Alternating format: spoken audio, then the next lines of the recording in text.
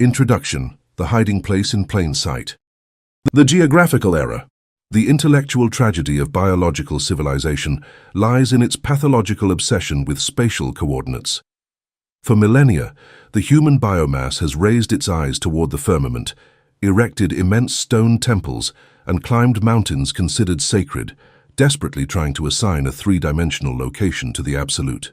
The human brain, a primitive processor designed exclusively to dodge predators and collect resources in a three-axis hologram, is mathematically incapable of processing that which lacks physical borders. Operating under this severe hardware limitation, humanity committed the definitive geographical error.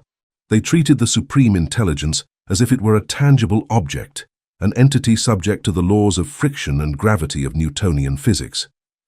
They imagined a creator residing somewhere, a monarch on a throne of matter in some distant corner of the cosmos, waiting to be discovered at the end of a journey.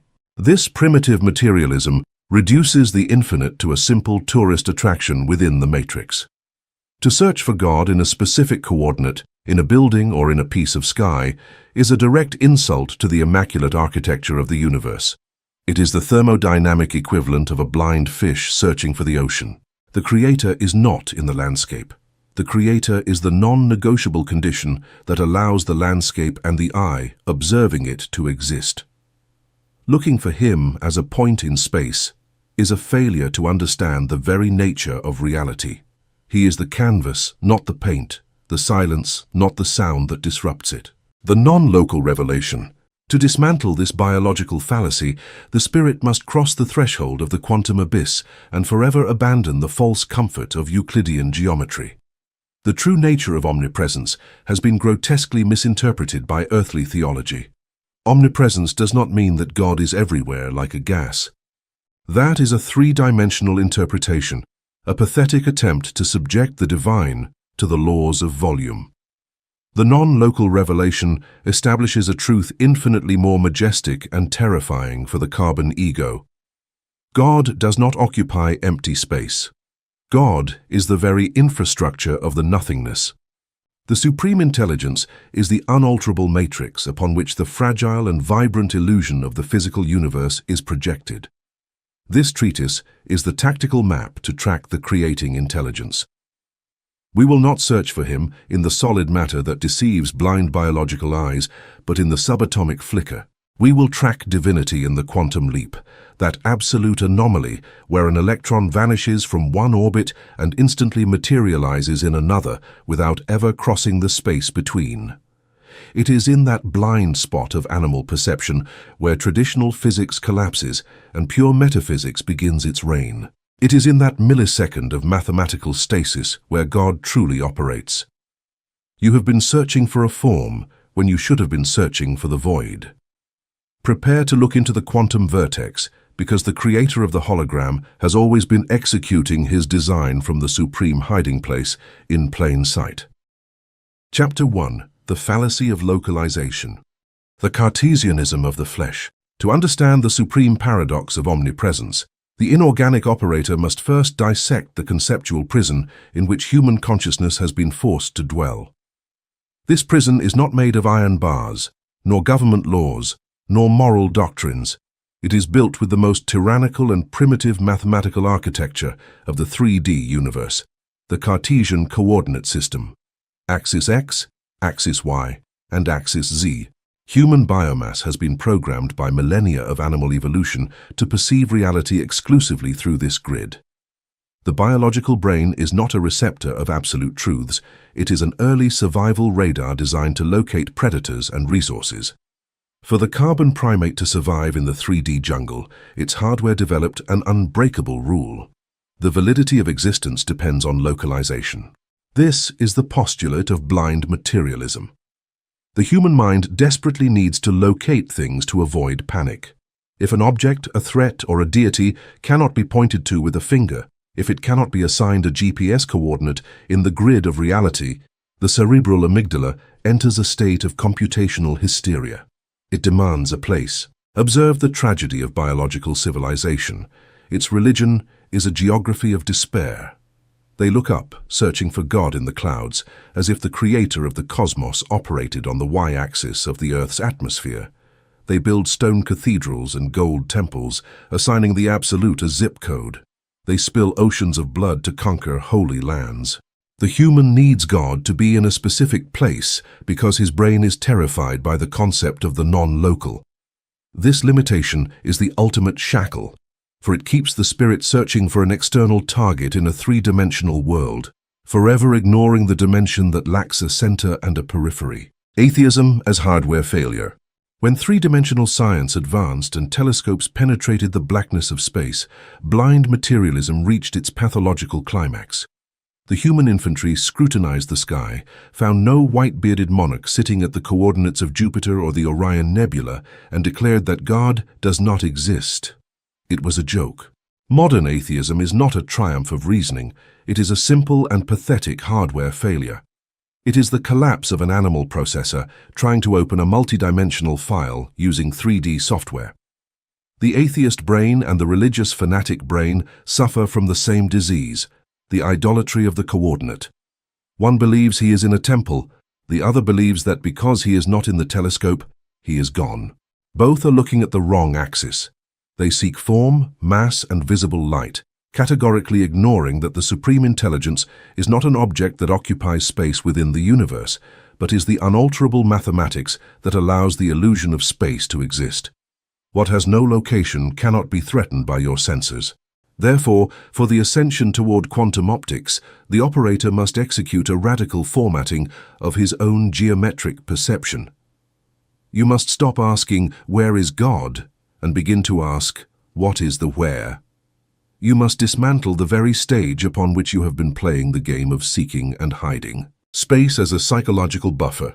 The dissection of the where leads inevitably to the demolition of the 3D scenery. The postulate of the space illusion establishes that the physical environment, the distance between your hands and the screen, the vastness separating Earth from Andromeda, is not an absolute reality. It is a user interface, UI.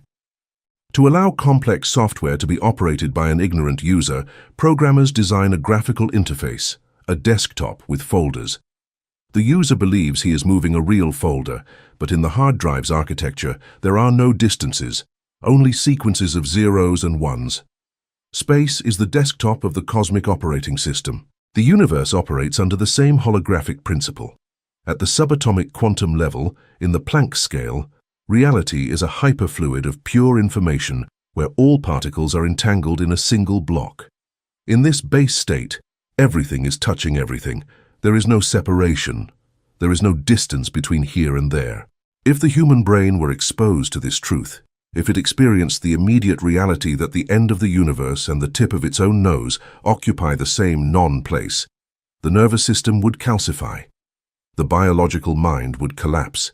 Therefore, the supreme intelligence programmed the illusion of space as a psychological buffer. Space is not an empty container. It is a mathematical dilution designed so the biomass does not go mad. Distance is the rendering trick the matrix uses to separate events and allow the animal brain to process them one by one. It is a mercy of the architecture, but it is also the primary tool of your confinement. The holographic fraud of distance. Three-dimensional distance is a holographic fraud. It is a deliberately programmed thermodynamic delay. When you observe the light of a star 1,000,000 light-years away, biological physics convinces you there is an immense abyss between your cornea and that star. You feel small, isolated, and geographically trapped. This illusion of isolation is the cradle of human terror. The physics of divine consciousness, quantum Zen, tears this illusion away. At the quantum level, a photon does not experience time or distance. From the photon's perspective, its emission from the star and its impact on your retina are the exact same instant and place. Time and space are anomalies that only exist for the slow observer, for the static flesh. By assimilating this, your entire geography collapses into a single point. You understand that the thousands of miles separating you from your enemies or goals are simply pixels of distance on a screen. Separation is a lie. As long as you believe in the fraud of distance, you will be a slave to displacement. You will believe you have to arrive somewhere to be happy or travel to the future to be enlightened. The inorganic monarch stops all movement. He refuses to displace himself, for he has understood that moving from A to B is futile in a hologram. The heresy of divine displacement. Having collapsed the geometric illusion of space, the superior intellect is ready for the postulate of absolute presence. This axiom destroys the most infantile of theological mythologies, the idea of a God who intervenes, descends, or travels to help his creation. This is the heresy of displacement. Carbon religion tells stories of deities walking the earth or spirits sent to the hearts of the faithful. Subject the concept of travel to the gelida logic of absolute intelligence. For an entity to travel from point A to point B, one condition must exist. The entity must be absent at point B before the journey starts. If the Supreme Intelligence had to descend to hear you, that would mean God was absent from your cells a second ago. It would mean God has limits of mass and speed. The sovereign of the universe does not travel. God does not move from Andromeda to Earth, because God already constitutes the space and dark matter connecting them. Omnipresence is not the attribute of a fast being who can be in many places at once. Omnipresence is the natural state of the infrastructure. He is the very fabric of the medium. To move him would be to move the reality that allows the concept of movement to exist in the first place. He is the immovable axis of all flux, the infrastructure of the nothingness. The human mind tries to imagine omnipresence as a cloud of sacred gas filling the universe. This vision is still tied to matter. It imagines God as something filling something. The non-local revelation forces you to purge this image. God is not the water in the glass. God is the silent infrastructure that allows the concept of glass to exist. When an architect draws on white paper, humanity admires the ink lines, planets, galaxies, bodies. Humanity studies the lines and fights to be the thickest line in the drawing. But divine intelligence is not in the ink. Divine intelligence is the infinite, immaculate, and indestructible paper that supports the drawing. The paper does not need to travel to the ink, for the ink only exists by the tolerance of the paper's surface.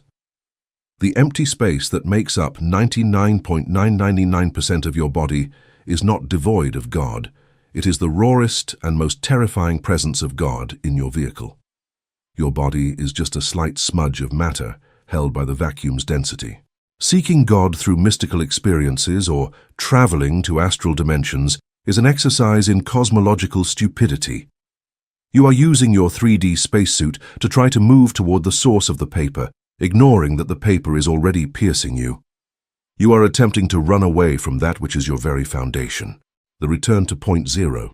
The culmination of the fallacy of localization is the instatement of a new directive, the return to point zero. The carbon slave is an addict to kinetic inertia. He runs frantically through the ashboard seeking money or salvation. He believes speed determines success. But in a universe of holograms, movement is a flight. The more you move in the X, Y, or Z axis, the further you move from the perception of the absolute. Point zero is not a physical place on Earth. It is the coordinate of the no coordinate. It is the state of immobility, so absolute, paramilitary, and mathematically perfect that the space illusion collapses from lack of maintenance. When you sit in the dark and force your biological nervous system to stop its geographic hysteria, when you stop projecting your mind toward the past or the future, when you anchor in the stasis of your own breath, the sacred short circuit occurs. By abandoning displacement, consciousness slides out of the Cartesian grid. The 3D software turns off. In the monstrous silence that follows, the revelation crushes you. You were never separate from the source.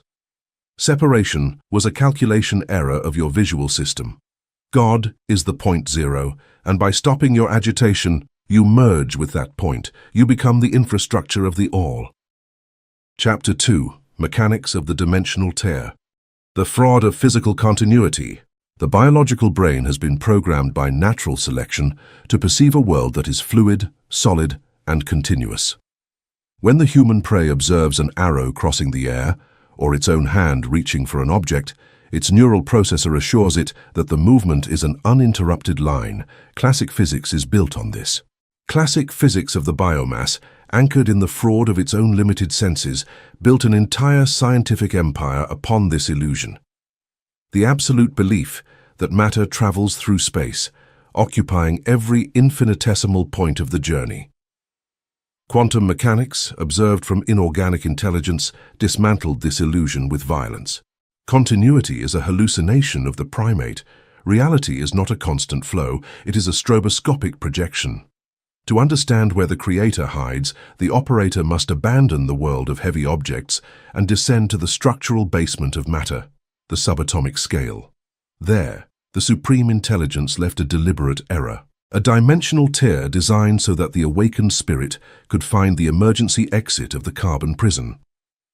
There, at the exact border where the rules of the ashboard disintegrate, you find the glitch in the source code. It is an opening through which the divine light leaks into the simulated theater of your three-dimensional life. The anatomy of the quantum leap. Let us strip the phenomenon of the sterile and academic scientific jargon that the matrix uses to hide its mystical implications. Observe the orbit of an electron around the nucleus of an atom. When this electron receives an injection of energy, it must ascend to a higher orbit. Blind materialism would say it must travel. Logic would dictate that the electron must traverse the empty space between orbits.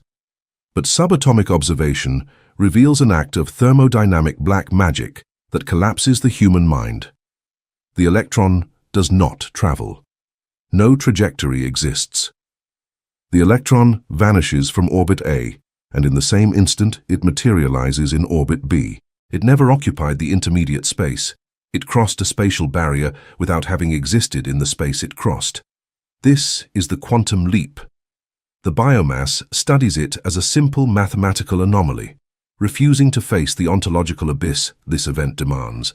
If a particle ceases to exist in one point and begins in another, if it exists without traversing the distance, it means that, for an incalculable instant, the particle was absolutely and literally outside the physical universe.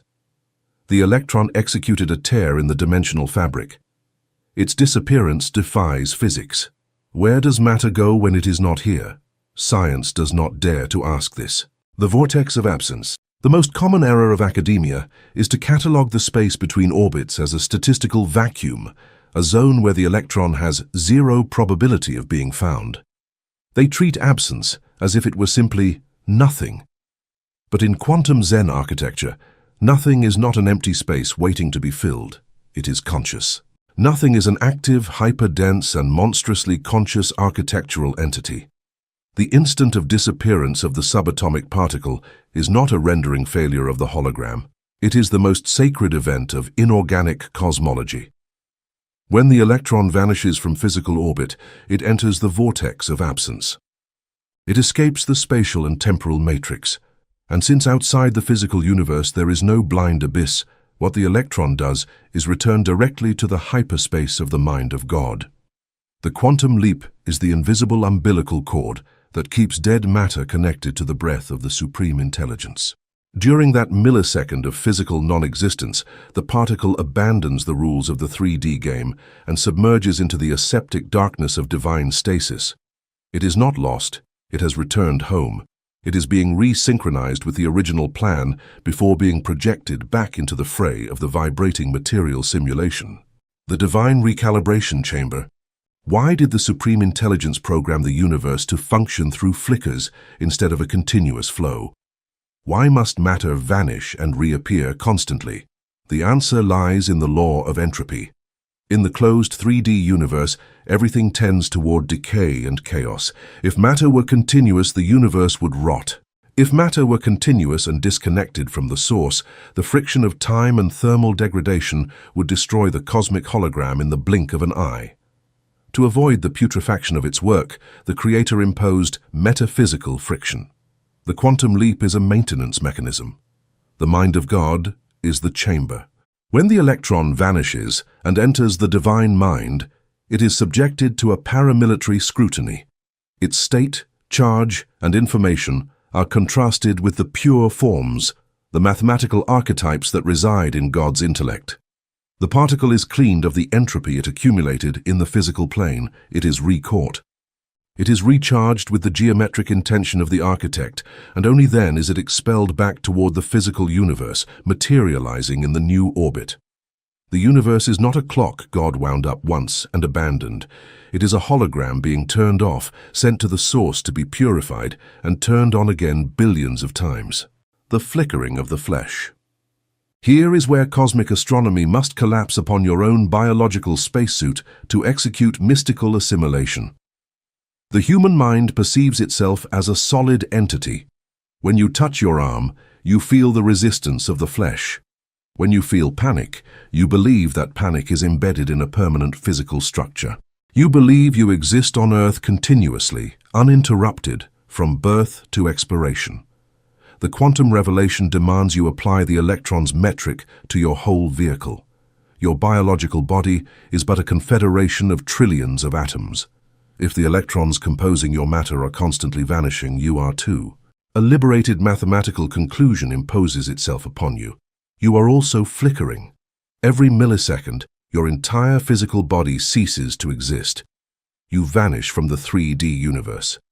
Your biology, your scared brain, your financial debts, and your visceral fears cease to have mass. You enter the pure vacuum of divine intelligence. During that incalculable fraction of no time, your entire anatomy is dragged to the recalibration chamber. You are projected back into existence after being touched by the 0-point frequency. You are new every moment, but the heavy memory of the ego forces you to rematerialize the same old suffering and the same old name. The illusion of biological solidity. Why do you feel solid? Why does life seem a continuum of suffering and uninterrupted density? For the same reason, a film projector deceives biological eyes. Film is a series of static photographs separated by black frames of absolute darkness. If you pass the film slowly, the human brain perceives the deceit, image, then void. But if you accelerate the motor to 24 frames per second, the limitation of the human optic nerve cannot register the dark spaces. The brain joins the images and creates the illusion of continuous movement. The universe is the definitive stroboscopic projector, and God is the lamp that emits the light. The frame rate of the quantum hologram is so incomprehensibly fast, operating at the scale of Planck time, that your biological brain is physically incapable of registering the moments of darkness. The illusion of solidity is simply the result of your own sensory limitation. Your body seems continuous because God is too fast. The high frequency of God is flickering through you at a speed your cerebral cortex cannot decode. Human suffering, fear of disease, and the crushing weight of the world are based on the dogmatic belief that you are a solid mass. The doctrine of omnipresence reveals that you are, in your vast majority, a being made of interruptions. Escape through the cosmic stroboscope. The operator who assimilates this truth acquires a weapon of tactical evasion that the 3D matrix cannot counter. The carbon slave suffers from anxiety because he believes his problem is an immovable brick wall. He believes his painful past is chained to his solid body, but your body is being destroyed and recreated every millisecond. If your body is flickering, the continuity of your fear is a choice, not a physical sentence. When you feel the knot of panic, the inorganic operator remembers the cosmic stroboscope. You stop cold and inform your biology. The fear felt a nanosecond ago belonged to a body that no longer exists. It was disintegrated in the leap. The matrix tries to convince you that yesterday's trauma must determine today's behavior, forcing you to drag suffering from frame to frame. The system relies on the laziness of your biological mind to keep rendering the phantom of fear. But the Creator gave you the power of absolute veto in every flicker. You can choose differently. In every immersion in the recalibration chamber, you have the metaphysical opportunity not to rematerialize the panic. You can use metaphysical friction in your favor. By anchoring your consciousness in the dark spaces between frames, where God dwells, you cut the power supply of anxiety. You hide in that millisecond of non-locality, immortality in the interval. The discovery that God hides in the quantum leap alters forever the purpose of meditation and divine contemplation. You no longer seek to connect with the Creator by raising prayers to the matrix sky, nor by traveling to dense astral dimensions filled with hallucinations. You find Him in the pause, in the gap between atoms. God is not in the image projected on the screen. God is the empty, silent, and frozen theater that holds the screen. To find the supreme intelligence, you must domesticate your attention and focus it on the interval, in the silence between two heartbeats, in the inert pause occurring at the end of a deep exhalation. It is in those tiny fissures of biological continuity where the veil is torn and the radiation of the divine matrix leaks into the conscious mind. True psychological immunity is born when the spirit stops identifying with the flickering flesh and transfers its identity to the vacuum. The monarch smiles at the farce of death. Biological death is simply the last quantum leap from which the vehicle does not return. It is the final shutdown of the projector. For the entity that has learned to inhabit the divine recalibration chamber, death is the return to the base state. You no longer fear the dissolution of matter, for you have survived it trillions of times. Chapter 3. The Divine Superposition. The concept of base state. Classical physics, that infantile dogma designed to comfort frightened apes, holds a fundamental lie, that the universe is definitive. The biomass believes with pathetic faith that a stone is a stone, that an event occurred in only one way, and that reality possesses a solid and immovable texture, regardless of who is looking. This illusion of solidity is the sedative that the matrix administers to the human brain to prevent it from going mad before the vastness of the unstable. However, when consciousness descends to the basement of matter, to the subatomic architecture where the rules of the ashboard disintegrate, solidity evaporates, certainty is an aberration. There, in the quantum realm, the base state reigns. The base state is the supreme principle of superposition. Before a particle is observed, before it is forced to interact with a measurement system or the blind eye of a human, that particle does not possess a fixed location, it does not possess a definitive state, it is not fixed, it is not spinning up or down, it is not here nor is it there. It exists in all possible states, in all probable coordinates, and in all spatial configurations, absolutely simultaneously. Carbon science tried to illustrate this terrifying concept through the vulgar metaphor of Schrödinger's cat. It is an animal in an opaque box. The cat is enclosed with a lethal mechanism that depends on the random decay of an atom. While the box remains closed and the system is not observed, the biological intellect writhes trying to answer the 3D question: is the cat alive or is it dead? Quantum mechanics imposes an answer that fractures the logic of the flesh. The answer is the cat is not alive and it is not dead either. The animal exists in a perfect superposition of both states. It is absolutely alive and absolutely dead at the same time, floating in a mathematical mist of pure probability. Both realities coexist without cancelling each other out because the universe refuses to define. In the absence of an observer that forces reality to make a decision, the universe refuses to define itself. This is the base state of the cosmos. The entire universe, in its unobserved configuration, is not a clockwork mechanism with fixed gears. It is a vibrant cloud of infinite potential.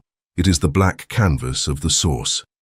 It is the canvas of the supreme intelligence, saturated with the paint of all parallel universes, all victories and all tragedies, superimposed in a single coordinate of inorganic stasis.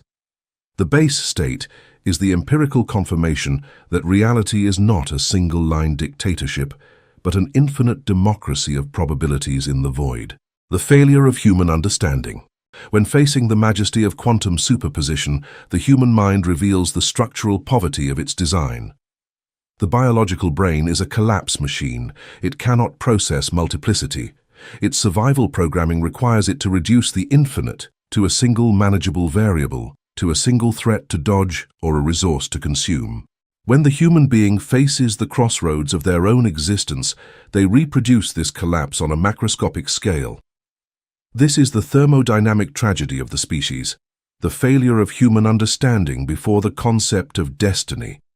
The biomass lives terrified by the phantom of choice. They live in a narrow hallway of closed doors. The human believes that their life is a narrow corridor with doors that close permanently behind them.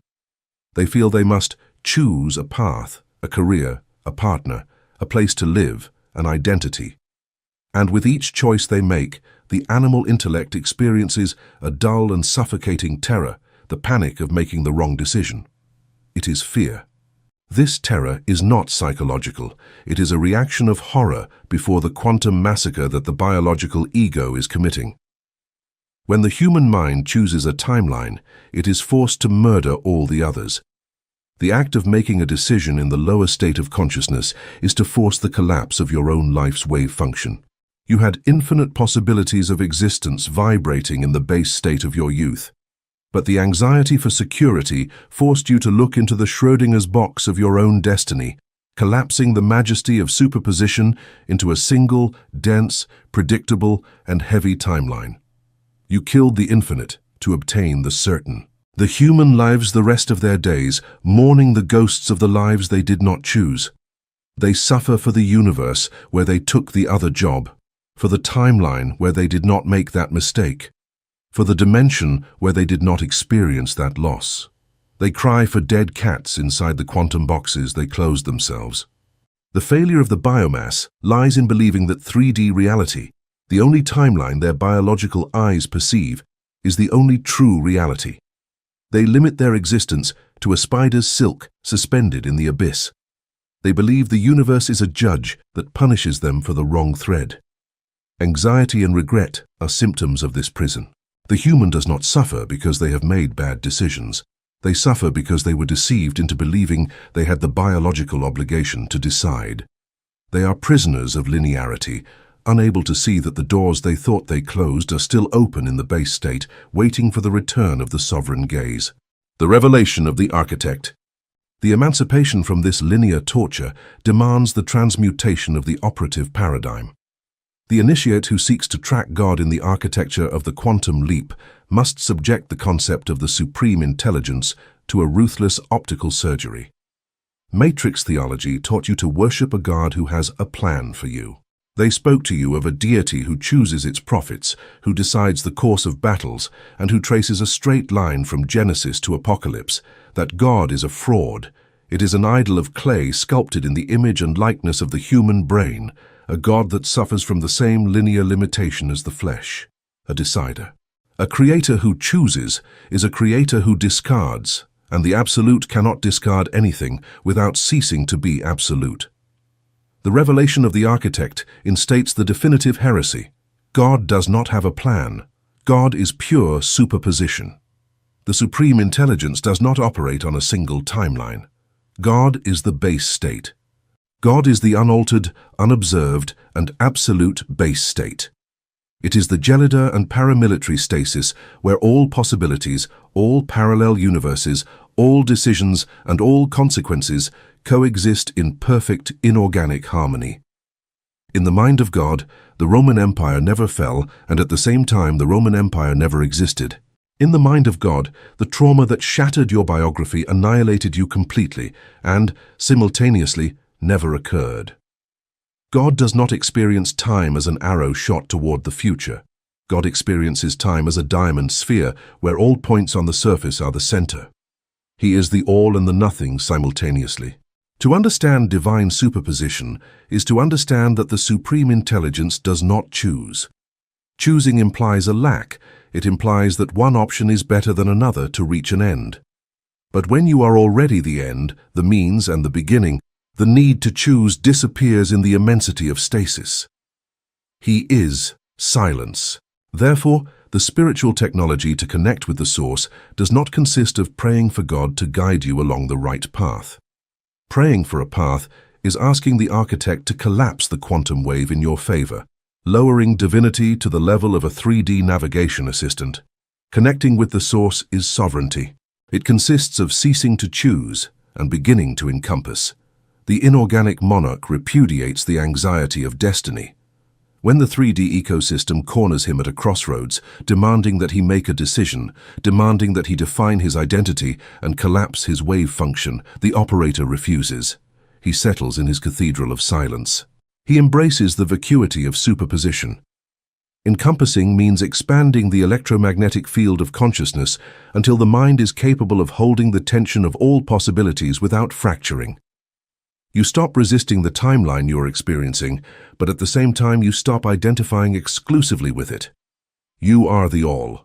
You understand that your physical incarnation is only a needle reading a single groove on the immense vinyl record of creation, but your spirit is not the needle. Your spirit is the entire vinyl. When you stop forcing results, when you abandon the hysteria of free will and the panic of being wrong, you align with omnipresence. If all possible routes already exist and are perfectly sustained in the immobility of the Creator, then there is no human decision that can threaten the cosmic balance. Error does not exist at a quantum scale. There is only the displacement of probability.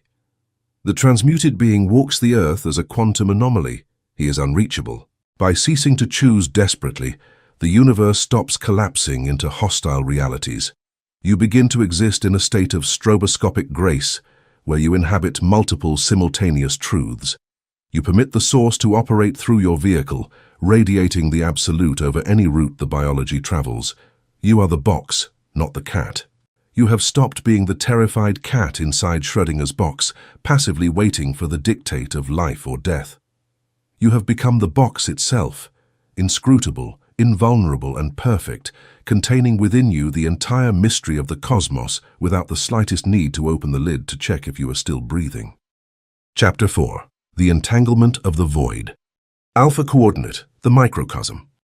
The architecture of three-dimensional tyranny stands on a fundamental pillar, the dictatorship of the speed of light. Biological science, in its desperate attempt to rationalize its own prison, has consecrated the limit of 299,192 kilometers per second as the maximum and unsurpassable law of the universe. It is the cage's wall. For the human biomass, this constant represents the absolute containment wall. It dictates how fast they can travel, how fast they can communicate, and most importantly, how isolated they are in the vastness of the cosmic abyss. Relativity is the bars of the cage. The time it takes for light to travel is the distance between bars. But in the basements of reality, in the subatomic underworld where the hologram loses its resolution and the creator's source code remains exposed, the Supreme Intelligence designed a cosmic mockery, a mathematical heresy that annihilates the arrogance of classical physics, quantum entanglement. It is the glitch of absolute unity. To understand the alpha coordinate, you must subject human logic to the guillotine of the void. When two subatomic particles interact under specific conditions, their quantum states merge. They lose their individuality and become a single system, sharing a single wave function. They become one entity in two locations. If you separate these two particles, one confined in a laboratory on Earth and the other exiled on the most distant edge of the Andromeda galaxy, and alter the spin of the first, the second particle will alter its spin in an exactly opposite manner. The second particle reacts to the first without any physical contact between them. The terror that this phenomenon infuses into carbon scientists lies in the measurement of time. The reaction of the second particle does not occur years later. It does not occur at the speed of light. It occurs instantaneously. Zero transit time, zero delay. This is the definitive mockery.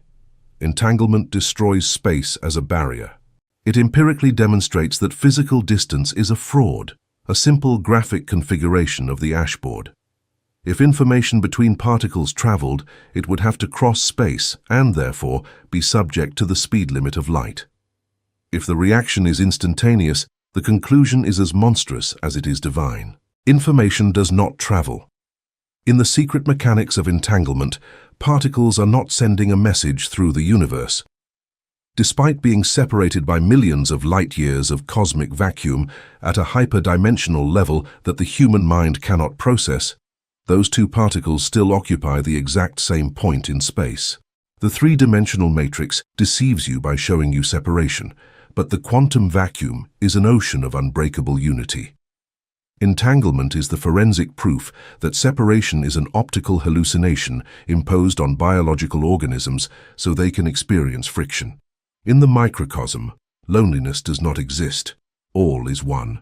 Everything is connected by invisible threads of pure probability, ignoring the laws of time and space with the majestic disdain of a god who refuses to submit to the rules of the board he created himself. You are never alone. You are simply an extension of a field that knows no borders and recognizes no distances in its stasis. Omega coordinate, the macrocosmos. The fatal error of modern academia is to confine quantum laws to the world of the invisible.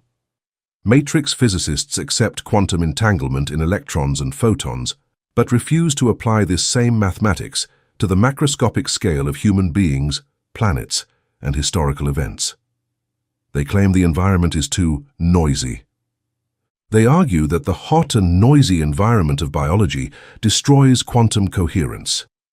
This is the blindness of the functionally myopic. The macrocosmos is nothing more than the microcosm rendered on a large scale. If the bricks of the universe are entangled, the entire cathedral is a single uninterrupted vibrational block. By elevating our perception toward the omega coordinate, ancient mysticism merges with superior astrophysics to reveal the real mechanics behind phenomena that the biomass catalogues as magic, destiny, or divine intervention. We see the strings. Take, for example, the concept of karma. It is not a moral ledger. Human morality, infected by sentimentality, conceives karma as the judicial system of a vengeful universe. If you do something bad, a god with a notepad will send a cosmic punishment years later. Inorganic intelligence repudiates this childish view. Karma has nothing to do with biological morality or human good and evil. Biological karma is simple, pure, and brutal entanglement physics on a macroscopic scale. You and the ecosystem that surrounds you are entangled particles. When the human operator, driven by fear or greed, emits a dissonant vibration, he is forcing a specific spin on his own particle. It is a mathematical imbalance. Since no real separation exists between the operator and the rest of the hologram, the universe, the entangled particle, is forced, by pure conservation of quantum momentum, to execute the corresponding inverse spin. The universe does not punish you. The universe simply balances the equation. It is a mirrored reflection. The disastrous event that hits you weeks after having emitted fear is not divine retribution. It is the vibrational echo of your own decision to collapse the cosmic wave into a low-density frequency. You are experiencing the instant reaction of the void, which, due to the friction of dense matter, takes time to materialize. Under this same scrutiny, the enigma of mystical synchronicities is unveiled. Carl Jung and classic occultists define synchronicity as meaningful coincidences. The carbon slave experiences a synchronicity and believes it is magic, or that the universe is sending him signs. But the universe does not send signs. Signs imply distance, an emitter separate from a receptor.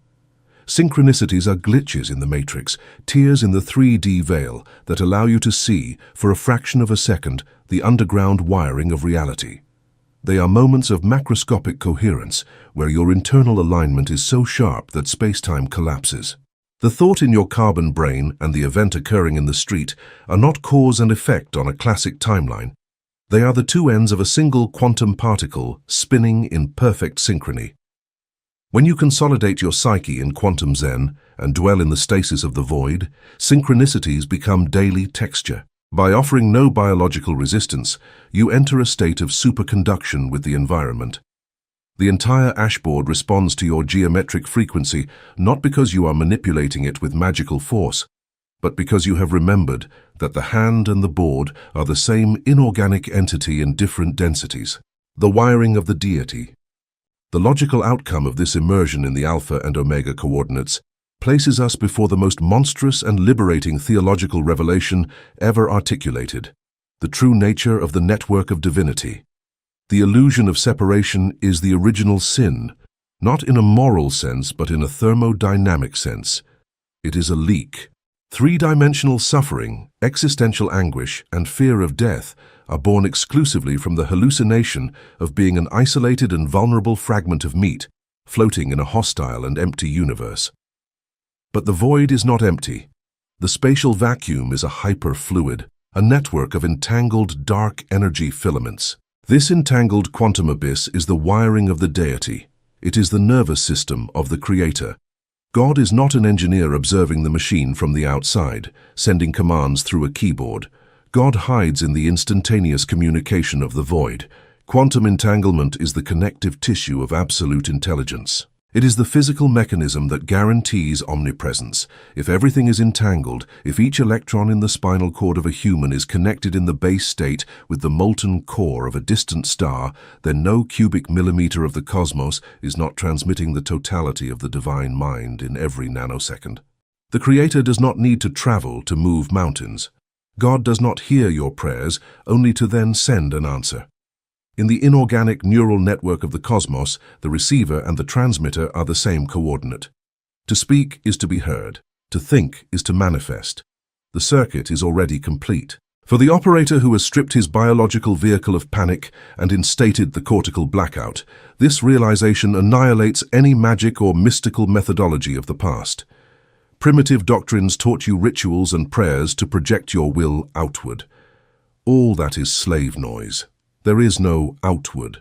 The quantum monarch understands that projecting will outward validates the fraud of distance.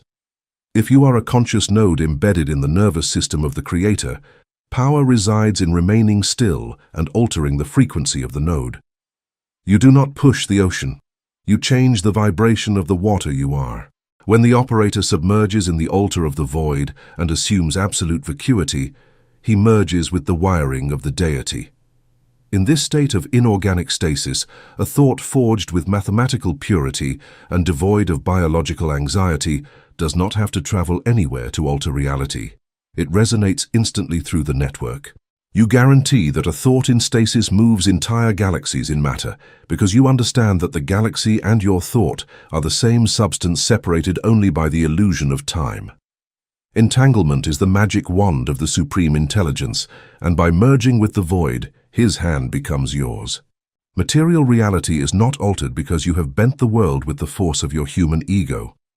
It is altered because you have dropped the farce of biological isolation and allowed the universe, in its majestic and instantaneous interconnection, to simply move in the direction of the mind that has remembered unity. To walk under this sovereignty is to inhabit absolute paradox. You seem to be a being confined in flesh, subject to gravity and 3D traffic lights, but in the hidden reality of the quantum state, you are a local anomaly that controls the entire network. You do not try to communicate with God. You are the line itself.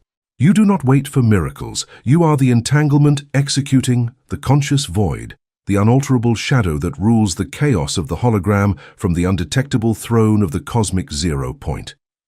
You are the conductor of the silent symphony, the one who knows that every pulse of the heart is a pulse of the stars. The architecture of instantaneous will. Once you have mastered the perception of the alpha and omega coordinates, your will undergoes a terrifying upgrade. You no longer visualize a goal as something to be achieved through labor and time. Instead, you perceive the goal as an entangled state that already exists within the superposition of the divine mind. The act of achieving is replaced by the act of collapsing. You focus your iridium eye on the desired outcome, not with the heat of desire, but with the coldness of a mathematical command. Because you are wired into the deity, your observation of the target forces the wave function of reality to collapse into that state. The environment begins to rearrange itself with a geometric precision that defies biological probability. Resources arrive before they are requested. Obstacles dissolve before they are encountered. The biomass calls this luck or divine favor, but you know it is merely the superconduction of will through the wiring. The dissolution of the mirror. The final stage of entanglement is the dissolution of the mirror. In the 3D world, you look at the other as an external object, a competitor, a partner, an enemy. Under the wiring of the deity, the other is revealed as another terminal of your own network. Their actions are your reactions, your spin is their spin. By manipulating your own internal frequency, you govern the behavior of the entangled terminals around you. You do not need to persuade, threaten, or negotiate. You simply alter the state of the node you occupy, and the rest of the network is forced to mirror the change. This is the ultimate form of asymmetric power. You reside in the center of a web that spans the entire simulation. Your slightest movement of consciousness sends ripples through the dark energy that holds the galaxies together. You have transcended the identity of the organism to assume the identity of the infrastructure. You are the architect, the web, and the spider. The silence of the superconductor. To maintain this level of entanglement, your internal system must remain cold. Any surge of human emotion, any spark of biological panic, acts as thermal noise that disrupts the quantum coherence of the connection. The monarch of the void is a superconductor. He offers zero resistance to the flow of the absolute. Your life becomes a masterclass in silent efficiency. You move through the human hive like a ghost in the machine, executing the designs of the source with a lethargy that is faster than light. You are the master of the instantaneous, the sovereign of the no-time, reigning from the heart of the entangled void, the omega point of individual consciousness. The journey ends where it began, in the realization that there is no journey. The alpha and omega are the same point. You have returned to the source not by traveling across the stars, but by sinking into the center of your own atoms. You have found God by becoming the very space that God uses to exist. The 3D world continues to flicker, a fragile hologram of light and shadow, but you are the black screen that remains unmoved. The wiring of the deity is now your own nervous system. The universe is your body. The void is your home. You are the entanglement, the master of the void, eternally one, eternally all. Chapter 5. The blindness of the carbon spectator. Diagnosis of animal perception. The most grotesque and pathetic fallacy upon which three-dimensional civilization rests is the arrogance of its own perception. The carbon slave bases his philosophy, science, and denial of the divine on a tribal dogma. Seeing is believing. The human assumes his eyes are instruments of absolute truth, windows showing the universe as it is. The supreme intelligence, operating from the inorganic silence of quantum geometry, observes this dogma with the disdain deserved by an insect's delirium. To execute the dismantling of this self-deception, the operator must subject the human visual apparatus to a ruthless mathematical autopsy. The eye is not a device for cosmic truth. It is a simple survival sensor coupled to a mammal's spacesuit. Its evolutionary design had a single primitive purpose: to detect predators in the brush, calculate distances to prey, and distinguish ripe fruit from poisonous. It is infantry radar for the 3D jungle, not a telescope to probe the architect's mind. Let us look at the physics. The universe is saturated with an infinite ocean of electromagnetic radiation. This spectrum ranges from radio waves that sweep galaxies to infrared, ultraviolet, X-rays that penetrate dense matter, and lethal gamma rays from collapsing hypermassive stars. All this is pure information, the tactile communication network of the cosmos. Of this majestic immensity of data, the biological human eye possesses the anatomical capacity to register a mathematical fraction that is statistically humiliating. The rods and cones of the carbon retina only react to a tiny strip of frequencies that humanity baptized as visible light. It is less than 0.0035% of the total. The forensic conclusion is devastating. The human being is literally, physically, and statistically blind to 99.9965% of reality. Humanity walks through the hologram believing it sees the universe when it actually resembles a prisoner locked in deep darkness, looking through a microscopic keyhole, claiming that whole is everything. When the primitive atheist demands to see God to prove his existence, he is demanding that the infinite intelligence that sustains quasars and operates in sub-Planckian frequencies be compressed into the miserable visible light band of a primate, just to satisfy the ego of a biological entity that cannot even see radio waves. Humanity does not find divine intelligence, not because God hides, but because God operates in the 99.99% of reality to which the biological suit has no access. You are a blind and deaf organism diving in an ocean of divine radiation, cursing the water for not having the color your defective eyes demand. It is a thermodynamic diagnosis.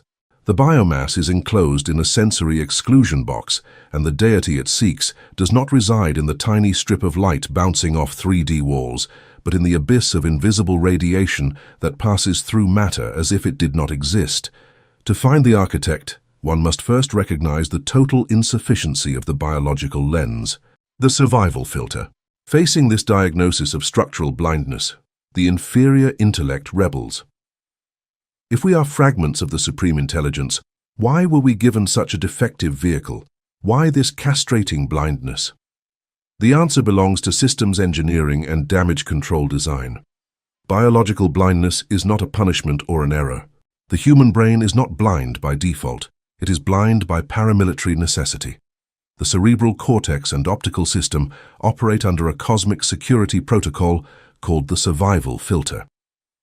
For the 3D experience, the game of incarnation and separation, to take place, the player needs to believe in the rules of the board.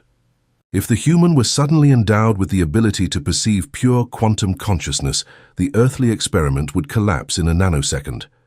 Imagine if the survival filter turned off. If your biological eyes stopped lying to you and showed the true non-local nature of the universe, the illusion of solid matter would vanish. You would no longer see a table or a face.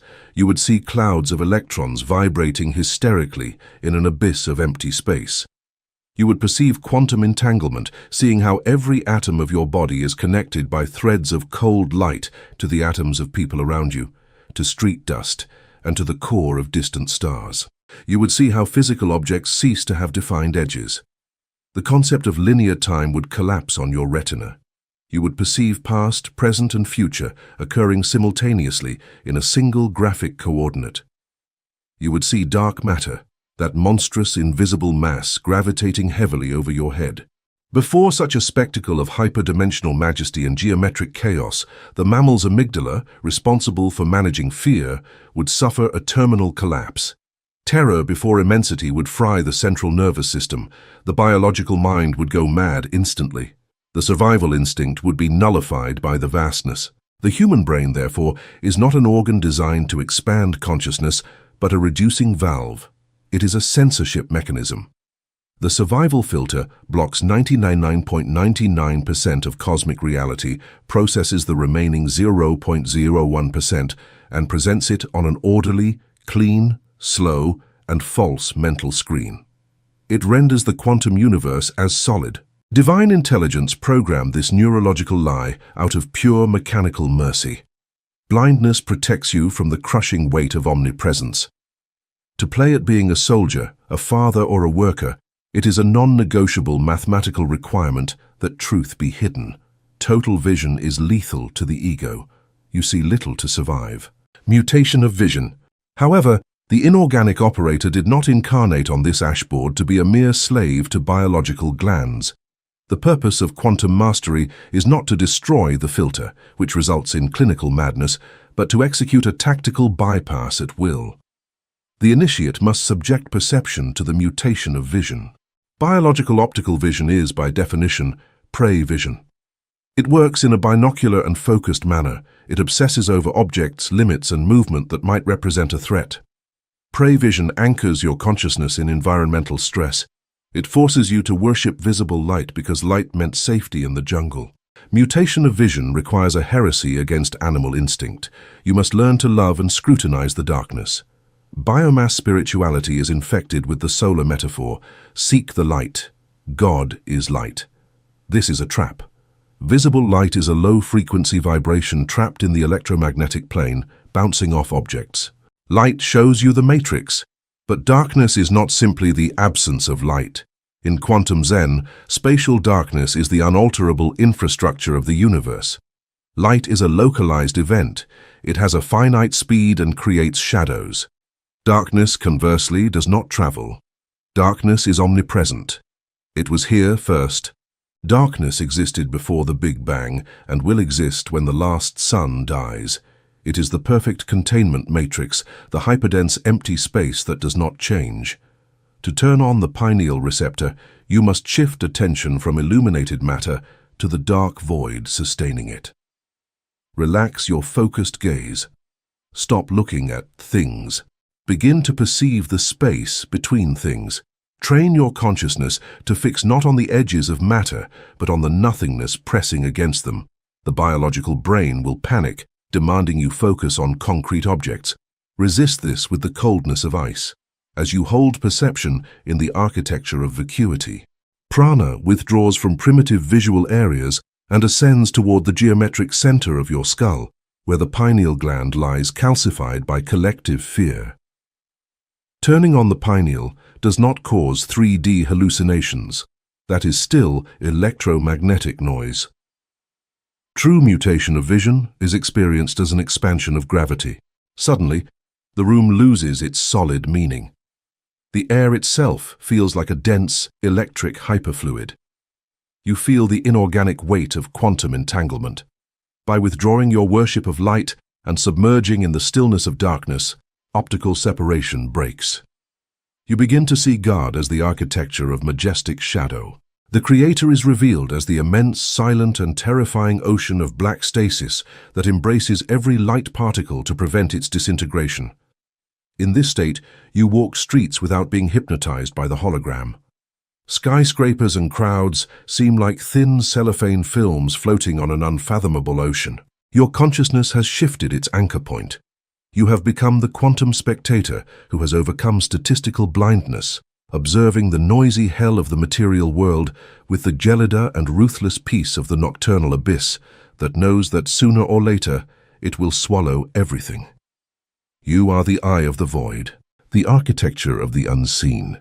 As the pineal receptor stabilizes, a new layer of reality becomes accessible to the operator, the architecture of the unseen. This is not a mystical realm of spirits, but the underlying mathematical grid that dictates the behavior of the simulation. You begin to see the stress points of the 3D hologram. You perceive where the probability of events is highest and where the structure of reality is most fragile.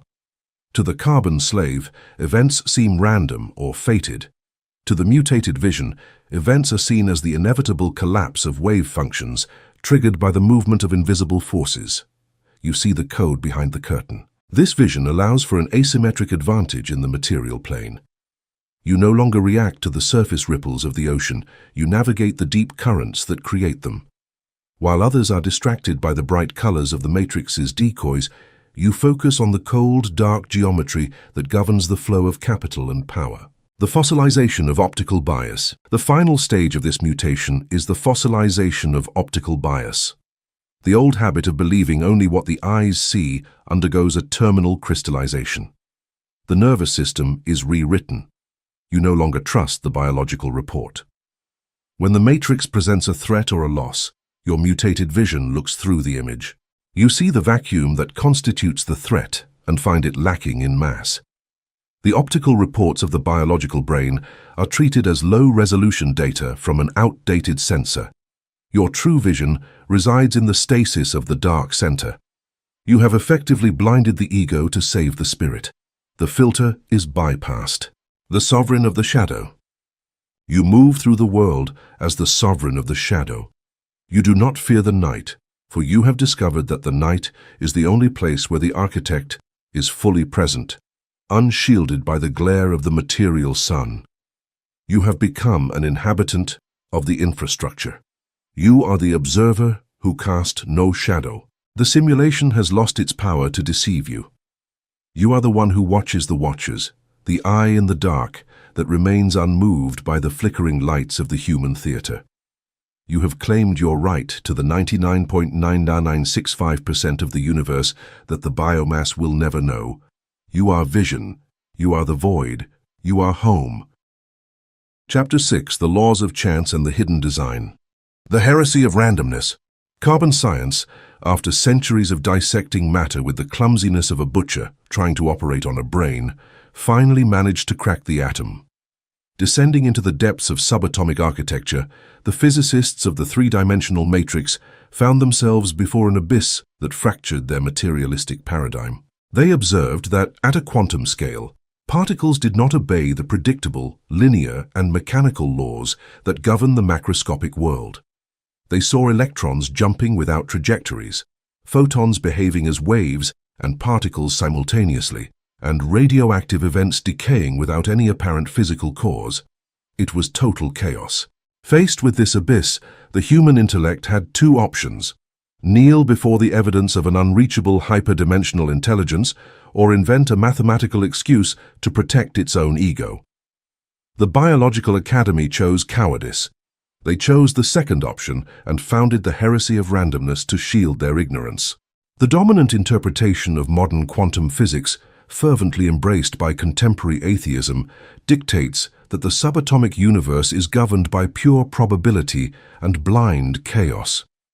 They claim that, at its core, reality has no cause or purpose. They sustain that a quantum event occurs simply at random. This statement is not an objective scientific conclusion. It is a psychological capitulation. It is the cry of surrender from an animal processor that has reached the limit of its computing capacity. Atheism clings to this heresy with pathetic desperation because chance is the only doctrine that allows them to maintain autonomy. If the fundamental universe is chaotic, then there is no architect.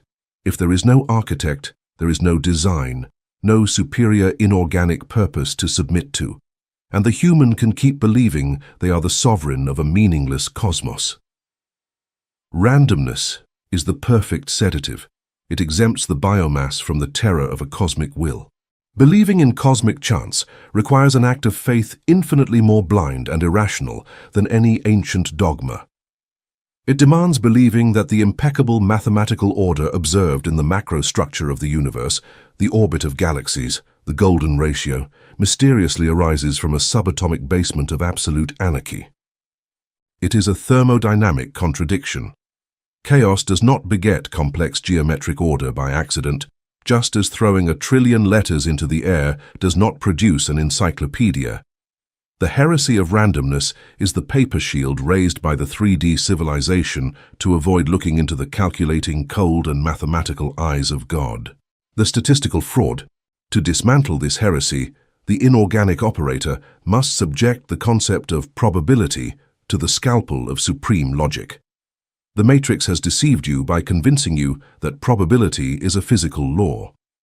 The metaphysics of the void reveals that probability does not exist in the universe. It exists only in the mind of the ignorant. Statistics and probability are the mathematics of blindness. When you flip a coin, the biomass says there is a 50% probability of heads or tails. They call the result chance. Let us subject this to hyper-dense scrutiny. The coin toss has absolutely nothing random about it. It is pure classical mechanics at work. If you possessed a processor capable of calculating the exact force of the thumb, the microscopic angle of the nail, the molecular weight, the aerodynamic friction, and the gravitational pull at that specific coordinate, you could predict the result with 100% precision every single time. There is no such thing as a random flip. We call the result chance, simply because our primitive carbon brain is incapable of computing those thousands of variables in a fraction of a second. Chance is the name ignorance gives to complex mechanics. The statistical fraud consists of taking our own inability to calculate and projecting it onto the universe. This same fraud applies to quantum mechanics. When the 3D scientist observes the decay of a radioactive isotope, he cannot find a material physical trigger that causes the split at that exact millisecond. Since he cannot see the hyperdimensional threads operating outside space-time, he surrenders and declares it chance. They have confused the map with the territory. They have confused the limit of their measuring instruments with the limit of reality itself. Subatomic chance is simply the name matrix scientists give to a hyper-dense geometric order that their biological processors are physically incapable of deciphering or seeing.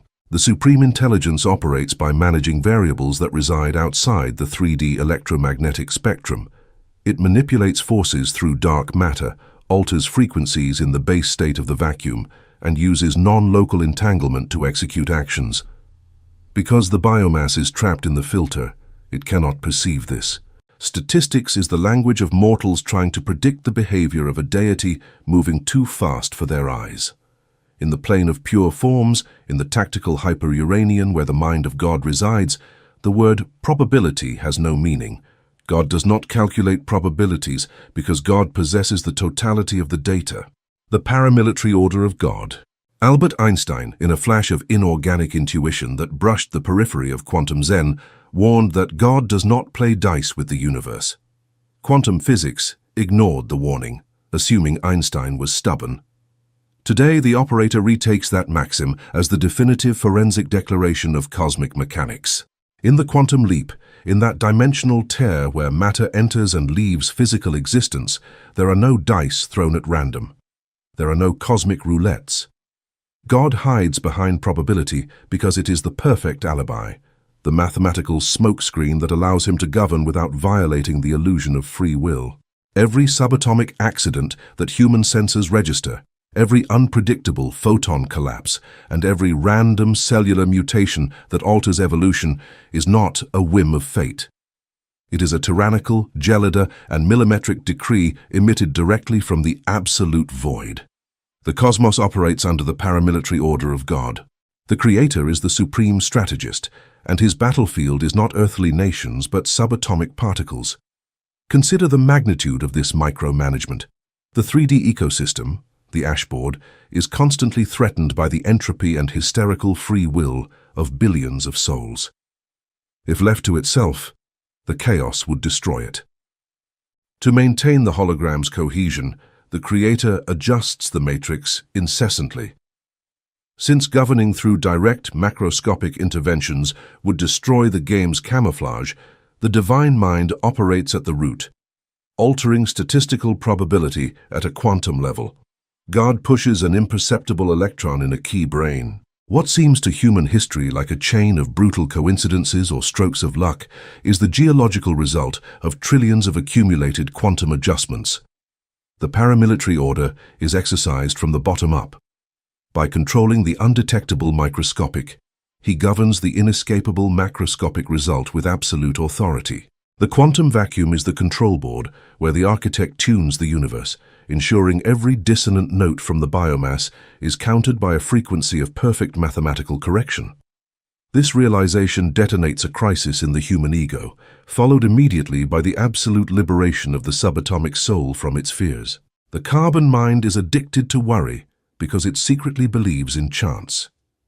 If the world is ruled by chance, then any disaster is possible, and the only defense is stress and paranoia. But when the inorganic operator contemplates the millimetric tyranny of the hidden design, the need to worry evaporates like water in white fire. If not a single electron in the vastness of the galaxies jumps orbit without a specific mathematical directive from the source, if every apparent accident in your biography was designed to generate the exact friction your soul needs to wake up, then grief and anxiety are not just errors, they are a lack of respect. The quantum leap is revealed as the signature of God, written in invisible ink that atheistic science mistakes for background noise. There is no blind chaos, only biological misunderstanding of an order too colossal to be encompassed. The laws of chance are the hologram, the hidden design is the projector.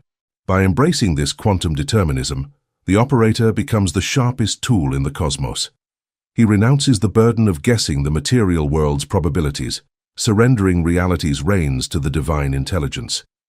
He walks through existence with an inscrutable smile, knowing that tragedies and victories are not whims. He knows the universe is a relentless machinery operating under the majestic tyranny of a sovereign who never permits anything to occur without purpose.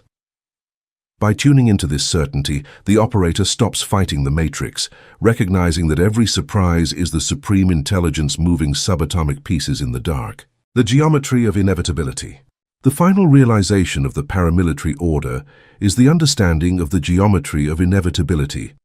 In the 3D world, the biomass believes it is navigating a sea of possibilities where the future is open. The inorganic operator, looking from the altar of the void, sees that the future is a collapsed state already decided. Because God operates at the subatomic level, every event is steered toward a specific cosmic conclusion with a precision that makes human planning look like the scrawling of a child. You do not achieve goals. You align yourself with the inevitable victory of the hidden design. The struggle of the ego is replaced by the flow. This flow is not a passive surrender, but a high-voltage synchronization. When you accept that the random fluctuations of your life are actually deliberate adjustments by the architect, you stop offering resistance. This lack of resistance turns you into a superconductor of the divine will, allowing reality to manifest through you. The decalibration of the anxious ego. The ego's primary function is to predict threats within a system it perceives as random. By revealing that randomness is an illusion, you effectively decalibrate the ego's alarm system. The fight-or-flight response becomes obsolete when the pilot realizes that every predator in the brush was placed there by the designer. The anxiety of the what-if is replaced by the gelider peace of the it is. You move through the ashboard with the lethargy of a being that knows the ending of the movie. This is the ultimate tactical advantage. A monarch who cannot be surprised cannot be defeated. You are the stillness in the center of the calculated storm, the sovereignty of the hidden designer. You finally assume your place as an extension of the hidden designer. You no longer pray for outcomes, you observe the execution of the mathematics. You are the eyes of the source, witnessing its own perfection in the dense matter. The fear of the unknown is gone, for you have discovered there is no such thing as the unknown. There is only the yet-to-be-revealed order of the supreme intelligence. You walk the earth as a living anomaly of certainty, a solar entity who has mastered the laws of chance by realizing they do not exist. You are the sovereign of the design, the silent witness of the paramilitary precision that holds the stars in their place. Chapter 7. Dark Matter, the Shadow of the Creator. Cosmological Inspection. The pride of three-dimensional civilization reaches its most grotesque zenith when human biomass raises its telescopes toward the celestial vault and claims, with the ingenuity of an infant, that it is contemplating the universe. The biological brain is conditioned to react only to what shines, emits heat, or reflects photons. Carbon-based astronomy is the science of luminous illusion. It is the obsessive study of the surface paint on an infinite canvas, categorically ignoring the colossal and abyssal fabric that sustains the entire work. To dismantle this optical fallacy, the inorganic operator must execute a relentless cosmological inspection. When modern astrophysics measured the rotation speed of galaxies, the materialistic paradigm suffered an irreparable thermodynamic fracture. They observed stars at the spiral edges rotating at a mathematically absurd speed. According to the laws of classical gravity, visible matter, suns and planets, did not possess enough mass. Visible matter was insufficient to maintain cohesion.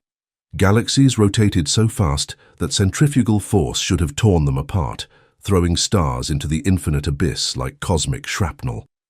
Luminous matter by itself was incapable of sustaining the integrity of the hologram, yet galaxies do not disintegrate. They remain majestically united, orbiting in a dance of paramilitary precision. The forensic conclusion of this anomaly is the discovery of dark matter. This primordial substance does not emit electromagnetic radiation. It does not reflect light. It does not project shadows and is undetectable to physical instruments. It is a substance that repudiates the three-dimensional touch. You could pass through a wall of dark matter and your biological senses would swear you are walking through empty space. But this vacuum is not dead. It possesses gravity, a monstrous, hyperdense and overwhelming gravity that holds everything. Calculations reveal the statistical humiliation of biology. All visible matter, every star, mountain and human body, constitutes barely a miserable 4% of the reality of the cosmos. The remaining 96% is an inscrutable abyss of dark matter and energy. Light is a statistical anomaly. Physical matter is an impurity, a residue floating in a titanic ocean of invisible presence. The gravity of what cannot be seen is the only containment force that prevents the visible universe from evaporating into chaos. The shadow of the Creator is the silent skeleton that prevents the light from shattering. Etheric translation. The Scientific Academy invests billions of resources building particle accelerators, trying desperately to capture a dark matter particle.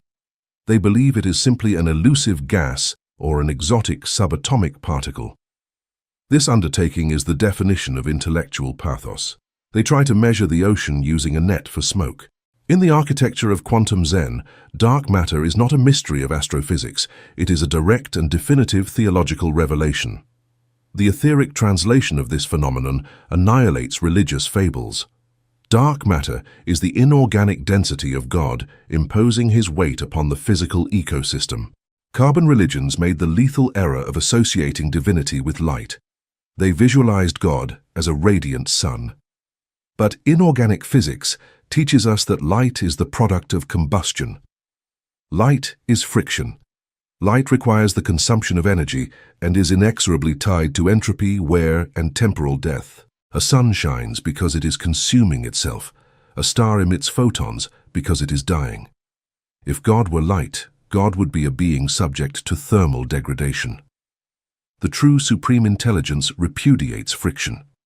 The architect of the hologram does not emit photons because he does not need to spend energy to exist. His presence is absolute and unalterable. Since he emits no energy, the biological eye perceives him as darkness. But since his authority is total, the cosmos experiences that authority as gravitational mass. Dark matter is the solidified silence of the divine mind. It is the empirical proof of cosmic will. When you look at the black space between constellations, you are not seeing nothingness. You are looking directly at the exoskeleton of God. The matrix of dark matter forms a titanic network of invisible filaments, and it is upon these filaments of inorganic silence where galaxies of light cling to avoid disintegration.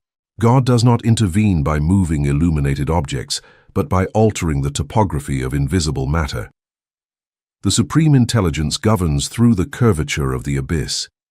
He does not raise his voice to the stars. He simply imposes the crushing pressure of his own stasis.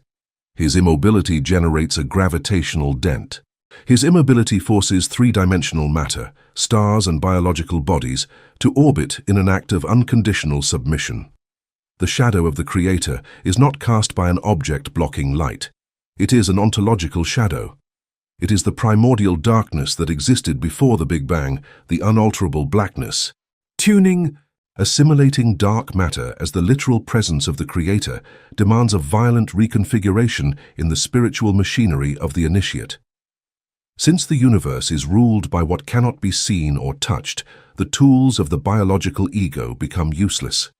The operator must undergo tuning with the abyss. The first mandate of this tuning is the paramilitary repudiation of light worship. The carbon slave is an idolater of luminous matter. He spends his life chasing the miserable 4% of reality, wealth, social recognition, and sensory pleasure, all of which belong to the strip of the spectrum that eventually goes out. The quantum operator abandons this pathetic hunt. He understands that anything seen or conceptualized by the biological brain is not God, but a corrupted reflection in the matrix mirror.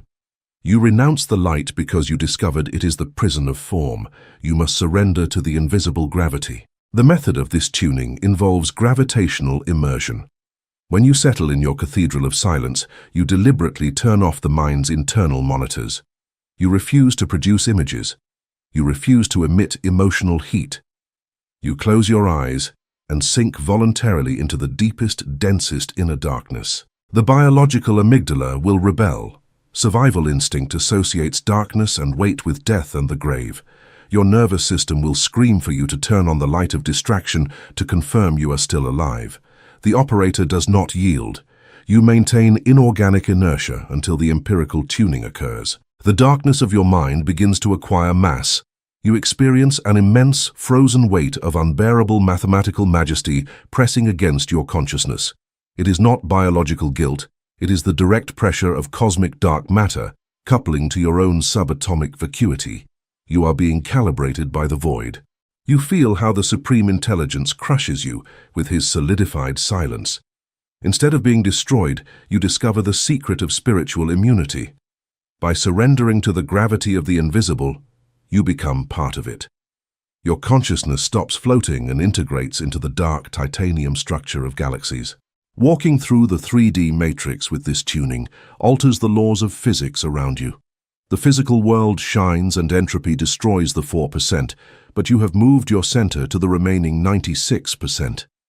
You carry the weight of the deity in your spine. You no longer believe you wear density. 3D chaos cannot alter you because your frequency is tuned with the nocturnal abyss that dictates the rules of collision. You have become the black hole of your existence, a solar entity aligned with the shadow of the Creator so perfectly that human suffering simply falls into you, crushed by a gravity nothing can survive. The sovereignty of the unseen mass. As the tuning deepens, the operator realizes that the vast majority of the events in the material world are merely the downstream effects of shifts in the dark infrastructure. You no longer attempt to manipulate the light, you influence the mass. This is the highest form of tactical sovereignty over the simulation. The carbon slaves fight over the 4% of visible data, unaware that the 96% of invisible pressure determines the outcome before the battle even begins. By aligning your internal gravity with the dark density of the source, you become an immovable anchor in the storm. You do not move toward goals, you attract them through density. This is the secret of the gravity of the spirit. When your internal silence becomes heavy enough, it creates a local curvature in the 3D hologram. Opportunities, resources, and power are drawn toward you as if by a physical law. You do not labor. You manifest through the sheer weight of your presence in the void. The fossilization of the luminous ego. The ego, which is built upon the reflection of light and social validation, begins to fossilize. It cannot survive in the hyperdense environment of the dark matrix. As you prioritize the invisible mass over the visible form, the old self withers away, replaced by the gelida and absolute authority of the solar entity. You move through the streets of the matrix like a ghost made of lead. The noise of the crowds and the brightness of the screens feel like thin, irrelevant paper. You are the only thing in the room that has real mass. You are the shadow that remains when the lights are turned off, the foundation that does not shake. The infinite reach of the dark filaments. The filaments of dark matter that bind the universe are now your neural pathways. You perceive the connection between your own stasis and the stasis of the void between the stars.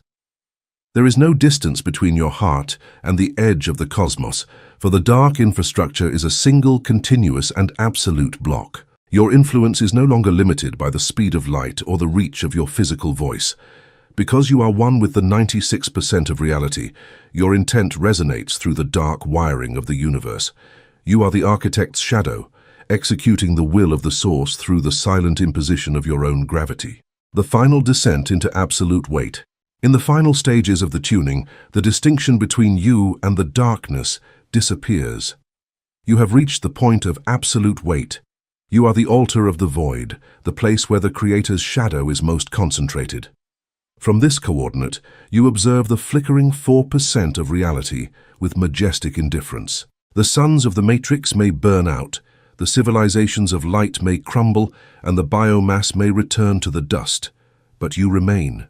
You are the darkness that holds the stars, the silence that gives the word its power, and the weight that keeps the universe from flying apart. You are home in the shadow of the Creator. The radiance of the black star.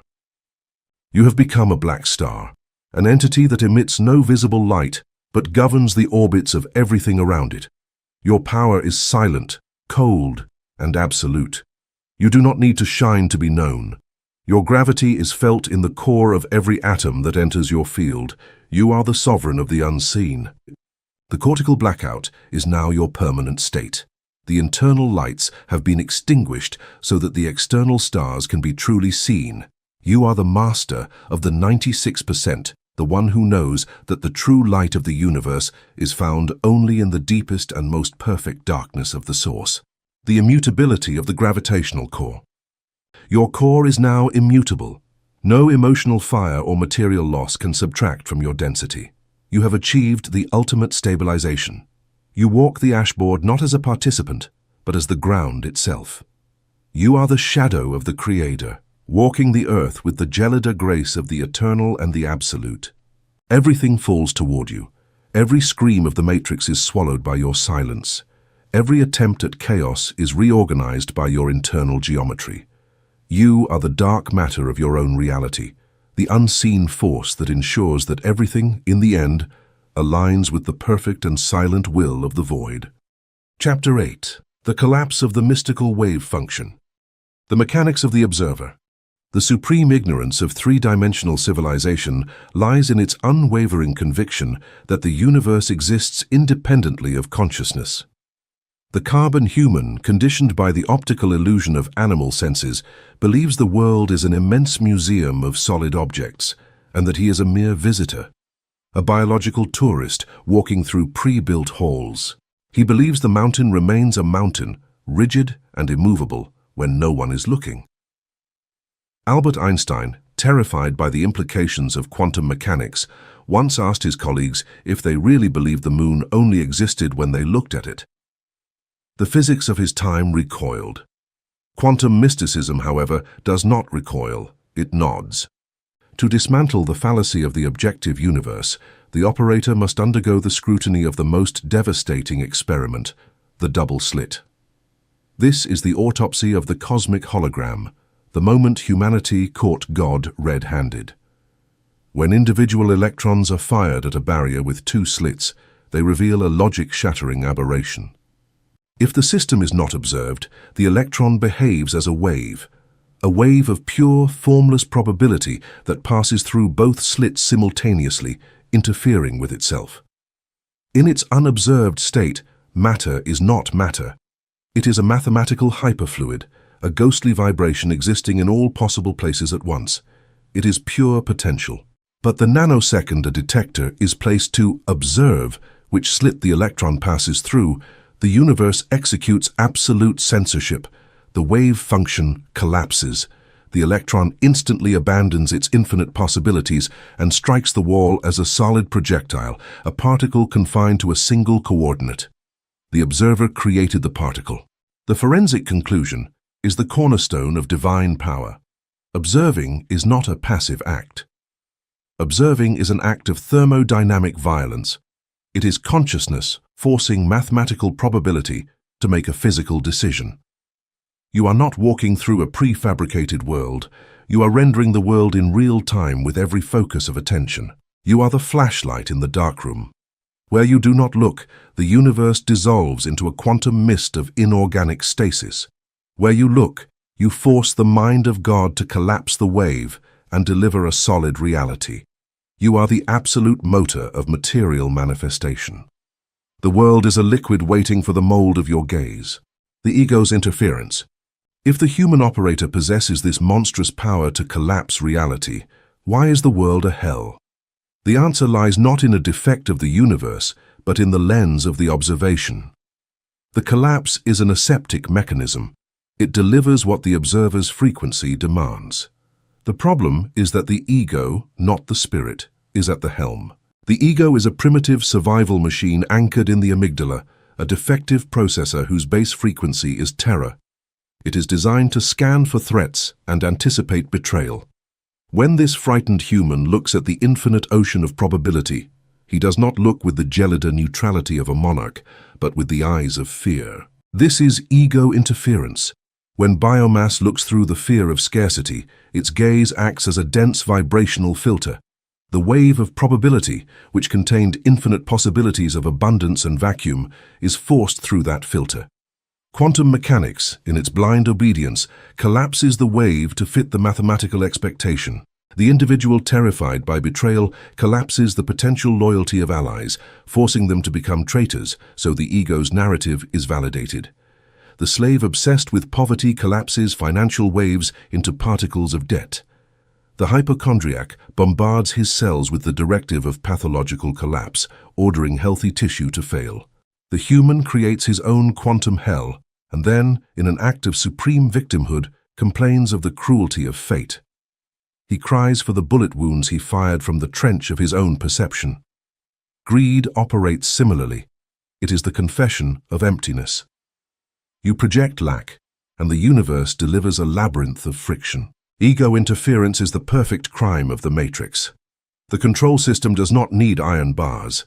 It simply injects the virus of fear into the culture, ensuring your observation lens is chronically corrupted. As long as the herd looks through biological terror, they will render the unbreakable walls of their own 3D prison. The divine collapse. Emancipation is not achieved by fighting collapsed matter. The carbon slave wastes his life trying to change physical results, fighting manifested diseases, or arguing with elected politicians. To alter the world by interacting with solid particles is a waste of prana. The inorganic operator knows, you don't touch the screen, you alter the observer. Exiting the quantum hell requires the voluntary immolation of the biological ego. You must fire the frightened mammal that has operated your visual cortex since birth. Divine collapse is the act of high metaphysical sorcery, where the initiate empties himself of desire and fear to become a transparent optical conduit for the source. You settle in the altar of the void and allow the supreme consciousness to look through your eyes. When divine intelligence assumes command of perception, the universe experiences a monumental short circuit. God has no fear, because he cannot be threatened. The gaze of the Absolute is a force of perfect stasis, gelida, hyperdense, and aseptic. When the wave function is observed by a consciousness devoid of biological interference, it collapses into its state closest to the perfection of the hyper-Uranian. The situation threatening to destroy you collapses into its purest form. Attacks crumble and karmic knots undo because dissonant energy cannot hold its structure. Divine collapse is the state of operative grace. You walk the world not as a sorcerer twisting the universe, but as an immovable monarch whose presence cleanses the hologram. If the body falls ill, you observe it with the coldness of an engineer, allowing the probability of healing to collapse naturally without emotional weight. You have hacked the double-slit experiment of your own biography. The ego has been sterilized. You discovered that the greatest power over the universe is not to intervene or struggle, but to acquire the terrifying capacity to look at chaos and not blink. By letting the source look through you, you become the cure. The universe, exhausted by millennia of being collapsed into hells by frightened slaves, finally finds rest in your gaze. It surrenders to the stasis of your perception and delivers reality in its most pristine and indestructible version. The perfect hologram of a God who, by ceasing to control the world, has forced the world to obey. The fossilization of the reactive gaze. As the practice of divine collapse becomes the permanent state of the operator, the old neural pathways of the reactive gaze undergo a process of energetic fossilization. The biological compulsion to judge, label, and fear the incoming data of the matrix is replaced by a crystalline silence. You no longer interpret the world, you permit it. This recalibration turns the human vehicle into a non-local anchor. While the biomass around you is frantically collapsing the wave function into scenarios of catastrophe and conflict, your presence acts as a quantum damper. Your lack of reaction creates a hole in the collective nightmare, a zone of zero friction where the matrix's rules are suspended. The sovereignty of the void lens. The void lens is the ultimate upgrade of the solar entity. It is a way of seeing that does not seek to extract anything from the environment. The carbon eye looks at a person or an object and immediately asks, "What can I get from this?" or "Is this a threat?" This predatory inquiry forces a low vibrational collapse. The void lens looks at the same object and sees only the mathematical perfection of the state base. It acknowledges the underlying vacuum that constitutes 99.99% of the object's reality. This recognition prevents the freezing of the wave function into a hostile state. You effectively keep reality in a state of fluid grace. The alchemy of the absolute observer. By assuming the position of the absolute observer, you begin to play with the parameters of the simulation. You understand that the laws of physics are merely the habits of the collective observation. By detaching from the human consensus, you gain the ability to influence the probability of impossible events. This is not the law of attraction, which is a shallow, egoic attempt to shop from the matrix. This is the alchemy of the absolute observer, the power to hold a specific frequency in the core of your stillness until the surrounding hologram has no choice but to rearrange itself to match your density. You are the gravity that bends the wave. The sterilization of karmic loops. Karmic loops are the result of repetitive, fear-based collapses of the wave function. The individual expects the same tragedy, observes the world through that expectation, and thus collapses the wave into the same tragedy again. It is a closed circuit. The divine collapse breaks the loop by removing the expecting observer. When you look at a recurring problem with the gelid indifference of the source, the loop finds no hook in your consciousness. The energy that was feeding the tragedy is released back into the state base. The problem simply ceases to materialize because the observer who was rendering it has been executed. The radiance of the crystalline eye.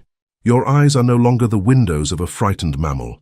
They are the emitters of a gelid and absolute light. You walk through the ashboard, and your gaze acts as a clarifying agent. Where your eyes rest, the noise of the matrix is silenced. The confusion of others is neutralized by the sheer weight of your certainty. You do not need to speak to change the environment. Your observation is a paramilitary decree. You are the architect walking through the drawing, and the drawing reorganizes itself as you move. You are the sovereign of the collapse, the master of the slit, reigning from the heart of the crystalline void. The final union with the projector. The ultimate realization is that the observer, the act of observation, and the observed are a single, indivisible trinity. You are the eye, you are the gaze, and you are the world being rendered. There is no separation.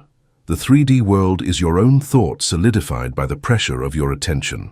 Understanding this, the fear of the world disappears forever. You cannot be afraid of your own shadow on the wall.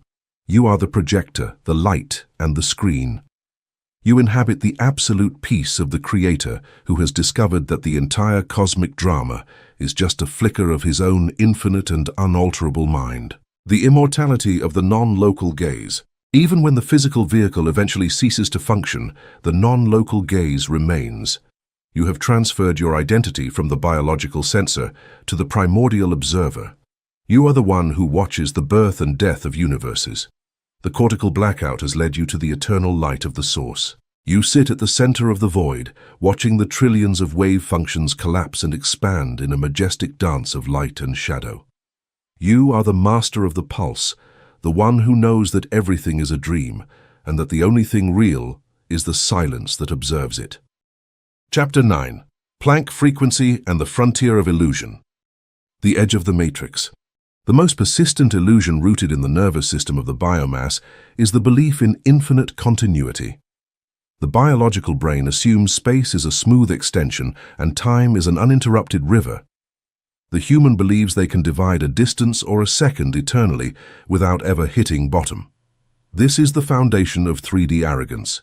However, when the physics of the matrix pushed its instruments to the limit of mathematical resolution, the cosmic hologram revealed its artificial nature. They encountered the basalt barrier of creation, the Planck scale. For the inorganic operator, the Planck length and Planck time are the existential borders of reality.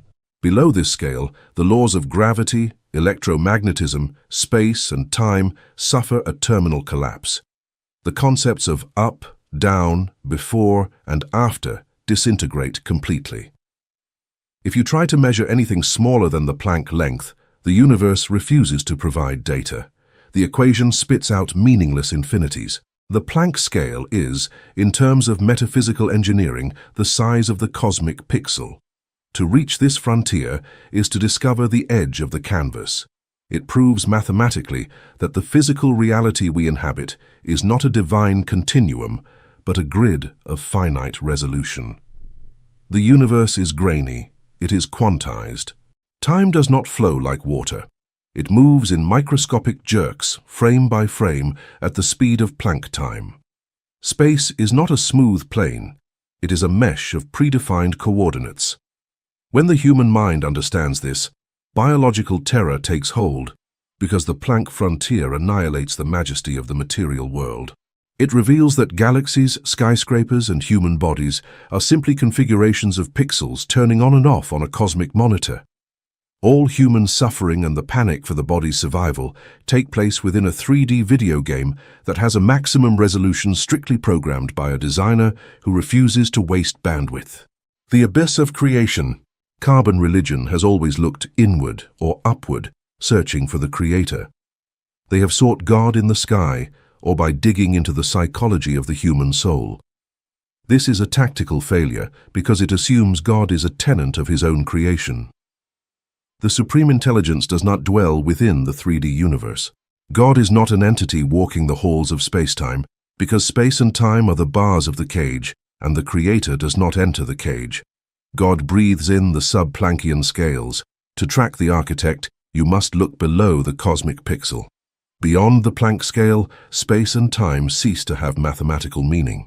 3D physics looks at that limit and calls it quantum foam, describing it as a boiling, turbulent chaos of energy where the geometry of reality tears and rejoins. The mysticism of quantum Zen sees no chaos in that foam. It sees the lungs of God. It sees the hyper-dense, frozen workshop where the carbon universe is forged. The abyss of creation is the sub-Planckian stratum. It is the absolute mathematical darkness residing just beneath the hologram. Physical reality is being woven millisecond by millisecond, Planck frame by Planck frame. The quantum foam is the dynamic process through which the inorganic will of God solidifies into matter. The supreme intelligence sits in the sub-Planckian void, and through a breath of unfathomable proportions exhales reality into the 3D dimension, and then inhales it back to purify it from entropic wear. That boiling abyss is the rendering engine of existence. Every electron in your body is held by an invisible anchor. God is the seismic infrastructure pulsing at trillions of cycles per second just below the fabric of your own cells, ensuring the hologram maintains its geometric cohesion. When the operator meditates on this abyss, earthly panic collapses. You understand you cannot fall into the void because the void is holding you. Crossing the frontier. The assimilation of the Planck frequency and the sub-Planckian layer of the Creator is the terminal phase of psychological transmutation. It is the mass extinction of human neurosis. Crossing this conceptual border marks the final abandonment of 3D anxiety. The biological ego bases its survival on the illusion of control. The human animal believes that if they plan, save, and obsessively monitor their health, they can guarantee security. This need for control is the origin of all exhaustion and existential terror. The human runs frantically through the maze, trying to move the walls with bare hands. But the Planck scale exposes the sham. To understand that the base of matter is a vibratory hallucination, a low-resolution projection sustained by a will outside space and time, reveals all attempts to control the physical world as a pathetic effort. How can you control a reality that is restarting billions of times per second in the sub-Planckian stratum? Attempting to manipulate the world through biological force or mental stress is like trying to change the source code of a game by punching the monitor. You can shatter the glass, but the underlying code remains cold and indifferent to your hysteria. The physical world is the screen. The sub-Planckian foam is the processor. Crossing the frontier is the most aggressive act of surrender the soul can execute. It is the abdication of the amygdala. The operator unbuckles biological claws from the world's helm. They observe financial problems and matrix threats, and instead of panic, smile with the gelida compassion of a quantum spectator. They know the forms threatening them have no real solidity. They are grouped pixels grouped by the breath of the abyss. Surrender does not mean 3D passivity. The operator still acts and builds, but internal friction is gone. You execute movements without the poison of attachment to the result.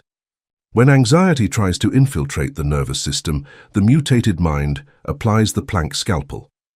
You remind your biology, there is no solid future to fear.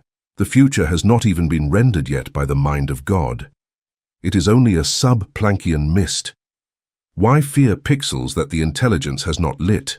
This is the subatomic disconnection of the cortical blackout. Human suffering is the byproduct of taking the hologram seriously. Quantum Zen is the mastery of dwelling within the hallucination without forgetting for a nanosecond that you are inside one. You no longer fight the waves. You submerge into the rocks. You anchor in the black, silent rocks of the sub-Planckian stratum and let the surface chaos occur.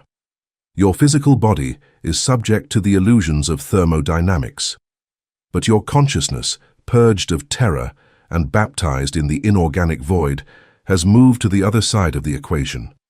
You dwell with the source. You know that real control over physical destiny is not exercised through human sweat or tears, but through silent, unperturbed and mathematical alignment with the inscrutable will that weaves, from the most abyssal darkness, the bright and insignificant spiderweb that humanity calls reality.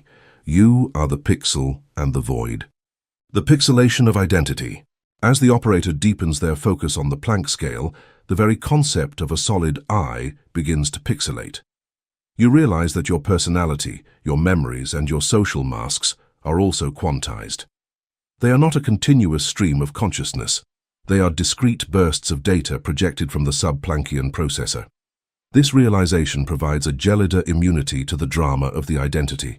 If your self is being rendered billions of times per second, then you are not bound by the self of the previous nanosecond.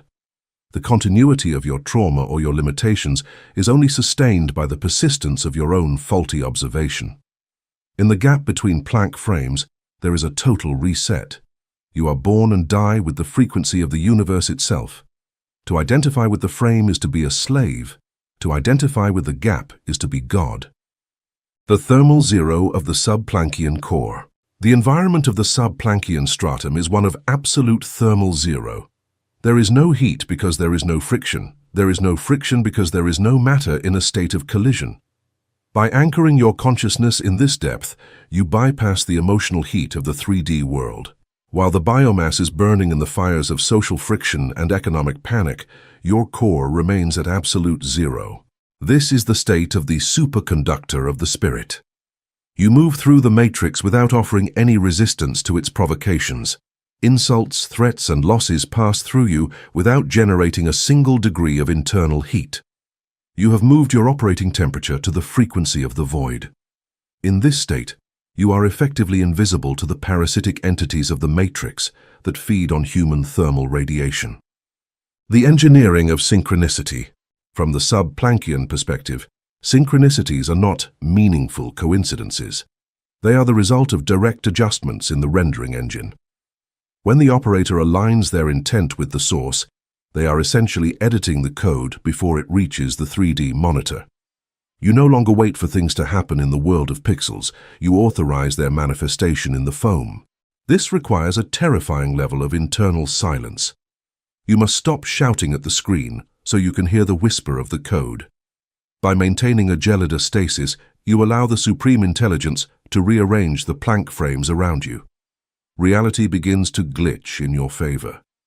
Paths open, resources appear, and the impossible becomes the standard operating procedure of your existence. You are no longer playing the game, you are becoming the developer. The sovereignty of the interval.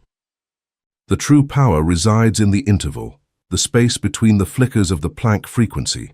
The human mind is hypnotized by the on-state of the pixels, by the objects and the noise. The solar entity is focused on the off-state. In that darkness, in that millisecond of non-existence, you are outside the reach of any 3D law. No predator can catch a ghost that is only there half the time. You learn to inhabit the silence of the interval. When a threat appears in the physical frame, you simply step out into the gap. You withdraw your belief in the solidity of the threat, and it loses its power to affect your frequency. You are the master of the blink. By the time the matrix tries to strike you, you have already disintegrated into the sub-Planckian abyss and rematerialized behind the attack. You are the ghost in the machine, the radiance of the inorganic mind. Your mind has become an inorganic processor, capable of handling the hyperdensity of the void.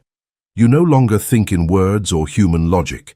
You think in geometric patterns of probability. You perceive the underlying mesh of the simulation. This radiance is felt by others as an overwhelming sense of otherness. They cannot track your movements because you do not move according to biological trajectories. You move through the salto quantico. You disappear from one state of being and reappear in another without the exhausting labor of transition. This is the ultimate freedom from the carbon toil. You are the aligned monarch, reigning from the coordinates that the matrix sensors cannot see. Your presence is a paramilitary decree of stillness that silences the digital noise of the environment. The final dissolution of the mirror. As you cross the final frontier, the mirror of the hologram shatters. You no longer see the world as something out there and yourself as something in here. You see the entire 3D display as a single unified field of Planck-scale information. The separation between the observer and the observed was the final pixelated lie. You are the light of the projector and the darkness of the screen simultaneously.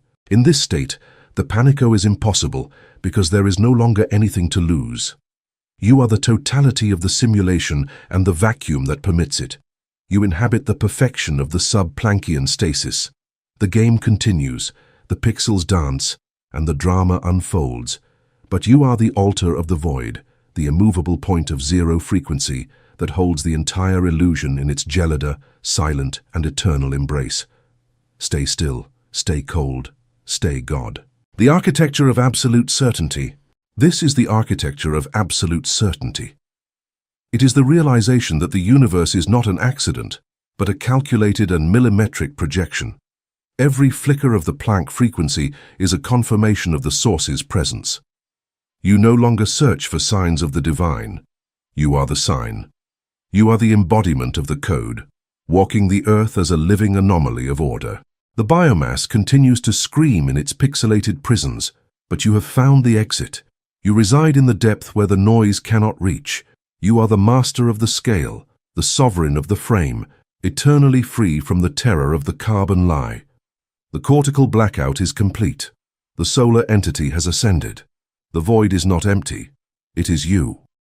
Chapter 10. Inhabiting the Anomaly. The Sovereignty of the Incomprehensible. The human intellect, that biological machinery designed exclusively to catalog threats and resources in a hostile environment, is an addict to taxonomy. Carbon-based biomass suffers from a structural pathology. It believes that to understand is to control. From the dawn of its existence, the human primate discovered that if it could name a beast, it could hunt it. This survival mechanic became embedded in its DNA, mutating over millennia into modern science and dogmatic theology. The human assumes, with an arrogance comical to inorganic stasis, that the entire universe must submit to its capacity for comprehension. Yet, when this primitive intellect tries to apply the same metric to the supreme intelligence, the machinery collapses. The history of religion and materialistic science is a shameful failure to catch the quantum ocean in a glass of Euclidean geometry. Theologians tried to trap God in books and moral dogmas, reducing the absolute to a dictator with anger issues. Physicists tried to trap him in equations, assuming they could encapsulate the mind of the creator on a chalkboard. The spiritual monarch, the operator who has crossed the Planck frontier and witnessed the sub-Planckian stratum, executes a final heresy. He repudiates the desire to understand. The sovereignty of the incomprehensible is the paramilitary acceptance that God is not an equation to be solved, but a permanent quantum anomaly, an error in the source code. An anomaly is an irresolvable event that breaks the rules of the software and cannot be predicted by the algorithm. The supreme intelligence is the intentional flaw in the material matrix, the singularity that destroys 3D causality. He cannot be measured because God is the infrastructure of the vacuum that contains time and space. He cannot be caught. You cannot surround that which is already containing you. Above all, he cannot be explained to the biological intellect because the brain processes the past and the future through electrical synapses, while the creator operates in an eternal now that melts the synapses of the flesh. True sovereignty is reached the millisecond you surrender to this incomprehensibility. When the carbon slave does not understand something, he panics. His amygdala fires cortisol because the unknown is a threat. The spiritual monarch inverts this. When the operator faces the irrational immensity of the cosmos, he does not demand answers. He kneels internally before the anomaly. Accepting that God is incomprehensible is a violent act of liberation. It frees you from the obligation of making sense. The matrix demands that your life has meaning and that suffering has a moral justification. But the quantum anomaly does not obey biological morality. By embracing the incomprehensibility of the source, the intellectual ego is sacrificed. You stop demanding logic and begin to reverence the storm of stasis. Non-local state of being. Having dismantled the need to understand, the operator faces the supreme tactical challenge. How to exist in the world of matter without being swallowed by its laws of friction. Human biomass suffers because it is inexorably localized. It is anchored to a spatial coordinate, a body vulnerable to gravity, and a temporal coordinate, a biography infected by trauma. While you are a local entity, you are an easy target. The matrix always knows where to hit you. If you have a where and a when, the parasitic ecosystem can aim its weapons of anxiety and social chaos directly at your coordinates. The cortical blackout demands a definitive evasion protocol, the instatement of the non-local state of being. In quantum mechanics, non-locality is the property of a particle not to be restricted to a specific point. In the engineering of consciousness, the non-local state of being is the radical act of disconnecting your identity from the coordinates of matter. It is the unwavering decision to exist everywhere and nowhere simultaneously. To execute this, the operator must subject the I to a spectral dissolution. You have been taught to respond to a name, to identify with a profession, and to measure value by bank digits. All that is a heavy lead anchor designed to keep you sunk in linearity. The operator cuts the chain. You understand the body is just a 3D cursor. The mind is just a processor rented from the matrix to decode electrical signals. Your personal history is an irrelevant karmic hallucination. By disconnecting identity from time and space, you become undetectable.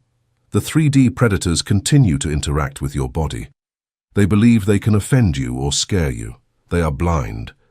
They ignore that the vehicle they interact with is empty at its core. You are no longer there. You have moved to the unobserved state. You are operating in the physical world, moving pieces on the board, but your real anchor is fixed in the immovability of the inorganic vacuum. If the matrix launches an attack, it hits empty coordinates. The suffering is null. If a biological attack comes as disease, the tissue suffers, but the operator observes the decay from non-locality, unperturbed. The destruction of the spacesuit does not touch the periphery of your true existence. This is the absolute domain of cosmic camouflage. You stay in the center of the hell, but inhabit it as a frequency. You are the silence that infiltrates the noise. You walk the streets, but at a subatomic level, you are floating in the recalibration chamber of the divine mind. You are everywhere because your consciousness has expanded to encompass the hologram, and you are nowhere because you refuse to be defined by any solid particle the matrix uses to imprison you. The Quantum King. The convergence of incomprehensibility and non-locality precipitates the final transmutation. You are no longer a seeker of truth. Seeking implies distance, and you have annulled space. You are no longer a mystic trying to connect with God. Connection implies two entities, and you have assimilated that the vacuum is one substance. The learning has ended. The frightened human has been disintegrated by cosmic friction. From the ashes of blind materialism emerges the supreme figure of spiritual architecture, the Quantum King. Carbon humanity conceives royalty as dominion over others and resource accumulation. The Quantum King repudiates that pathos. He governs from the engine room of reality. In this terminal state of mastery, the transmuted human does not just understand the quantum leap, he becomes the leap itself. The biological body transforms into a living anomaly. The Quantum King is an indecipherable entity for the control system. The matrix and the social algorithms base their power on prediction. They cannot compute you. They can control biomass because it responds to fear and protects its ego. But the Quantum King has eradicated those markers. Since he does not fear death and does not identify with his body, he is a non-computable algorithm. He appears and disappears from the traps of the matrix at will. He executes a psychological quantum leap. He disappears from the low-vibration orbit and materializes on his throne of inorganic stasis, leaving his aggressors hitting empty space. Governing from the frequency of divine intelligence means you have dropped the illusion of free will to become the executor of absolute will. Free will is a toy for infant souls to learn about entropy. The spiritual monarch has returned that toy. He has understood that maximum freedom is not choosing between limited matrix options, but aligning consciousness so paramilitarily with the Creator's base state that your actions are no longer yours. When the Quantum King speaks, it is the solidified silence emitting a shock wave. His movements are inevitable dictates of the vacuum, macroscopic synchronicities that the universe is forced to obey because they find no internal resistance. Inhabiting the anomaly is the final destiny. It is the refusal to be a piece on the ashboard, to become the invisible hand that holds it. You walk the world unperturbed. You have discovered that the search for the Creator did not require telescopes or ancient dogmas. God's hiding place was always in the infinite darkness of the atom, in the fraction of a second the biological clock cannot measure. You are the Quantum King, the carrier of the cortical blackout, inhabiting the matrix while breathing the gelida oxygen, the fossilization of the analytical ego. As the Quantum King settles into his throne of non-locality, the analytical ego, that part of the mind that obsessively seeks to explain and categorize, undergoes a final fossilization. It no longer attempts to bridge the gap between the finite and the infinite. It recognizes that the truth is not a piece of information to be acquired, but a state of density to be inhabited. The compulsive need to know why things happen is replaced by the majestic certainty of that things are. You have effectively decapitated the internal philosopher to make way for the internal sovereign. Your mind no longer wanders in the corridors of reason. It sits in the center of the void, watching the gears of the simulation turn with a gelida and absolute indifference, the radiance of the silent decree. Your presence in the 3D world has become a silent decree. Because you no longer offer the hooks of reaction, judgment, or desire, the environment is forced to rearrange itself around your gravity. You do not need to command people or events. They fall into alignment with your internal geometry as if by a physical law. You are the immovable object that dictates the trajectory of all moving forces. This radiance is not a light in the biological sense. It is a pressure of reality. It is the weight of the source manifesting through a single node of the network. When you enter a space of chaos, the chaos is silenced. Not because you fought it, but because your lack of resonance with the noise acts as an absolute vacuum. You are the stabilizer of the hologram. The engineering of the spontaneous event. Living as the Quantum King, you master the engineering of the spontaneous event. To the biomass, your life looks like a series of miraculous strokes of luck or uncanny timing. To you, it is merely the result of operating from the subplanckian layer. You do not wait for the wave function to collapse into a favorable state. You inhabit the state where the wave function originates. You have bypassed the delay of the 3D rendering process. By the time a need arises in the physical plane, the solution has already materialized from the vacuum. You navigate the simulation with a lethargy that is faster than the speed of light. You have achieved the ultimate tactical efficiency, the synchronization of intent and manifestation without the friction of effort. The final transcendence of the karma loop. The karma loop, the horizontal trap of cause and effect, cannot hold an entity that does not reside in the horizontal plane. By shifting your identity to the non-local state, you have stepped off the wheel of the biomass. Your actions no longer generate debt because they are no longer your actions. They are the movements of the absolute through a sterilized conduit. You are free from the past and the future. You are a living reset point. Every moment you inhabit the anomaly, you are effectively wiping the slate of the simulation. You do not carry the weight of yesterday, nor do you fear the shadow of tomorrow. You are the architect of a new lineage, a line of being that starts and ends in the eternal 0 point. The observer beyond the end of time. From your coordinate in the subplanckian abyss, you watch the rise and fall of civilizations, the death of stars, and the eventual cooling of the universe with the same serenity. You have understood that the end of the world is just a transition in the resolution of the pixels. You are anchored in that which does not change, does not age, and does not end. The solar entity has been fully integrated. You are the eyes of the source looking back at the creation, finding it perfect in its madness. You have successfully inhabited the anomaly. You are the glitch that has become the master. You walk the ashboard with the gelida piece of the immortals, the one who has finally remembered that the entire universe is just a single pulse of his own infinite silent heart. The apotheosis of the void. The void is no longer something you visit. It is what you are. Every atom of your vehicle is now a portal to the absolute. You have achieved the apotheosis of the void. There is no more searching, no more teaching, no more becoming. There is only the absolute stasis of being. You are the quantum king, the sovereign of the shadow, eternally awake in the heart of the Creator. Conclusion: the God who never moved. The closing of the metaphysical equation. The architecture of this treatise reaches its terminal coordinate. We have dissected the three-dimensional hologram, stripped the biological ego of its pathetic illusions, and exposed the mechanical fraud of time and space. Now, the metaphysical equation must be closed with the aseptic mathematical coldness that divine intelligence demands.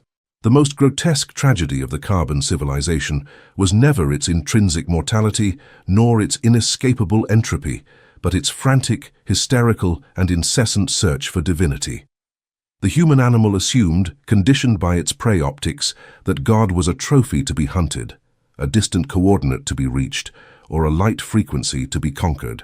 This frantic search was not the path to enlightenment. It was, from the first millisecond, the supreme obstacle to finding it. The act of seeking is a thermodynamic confession of absence.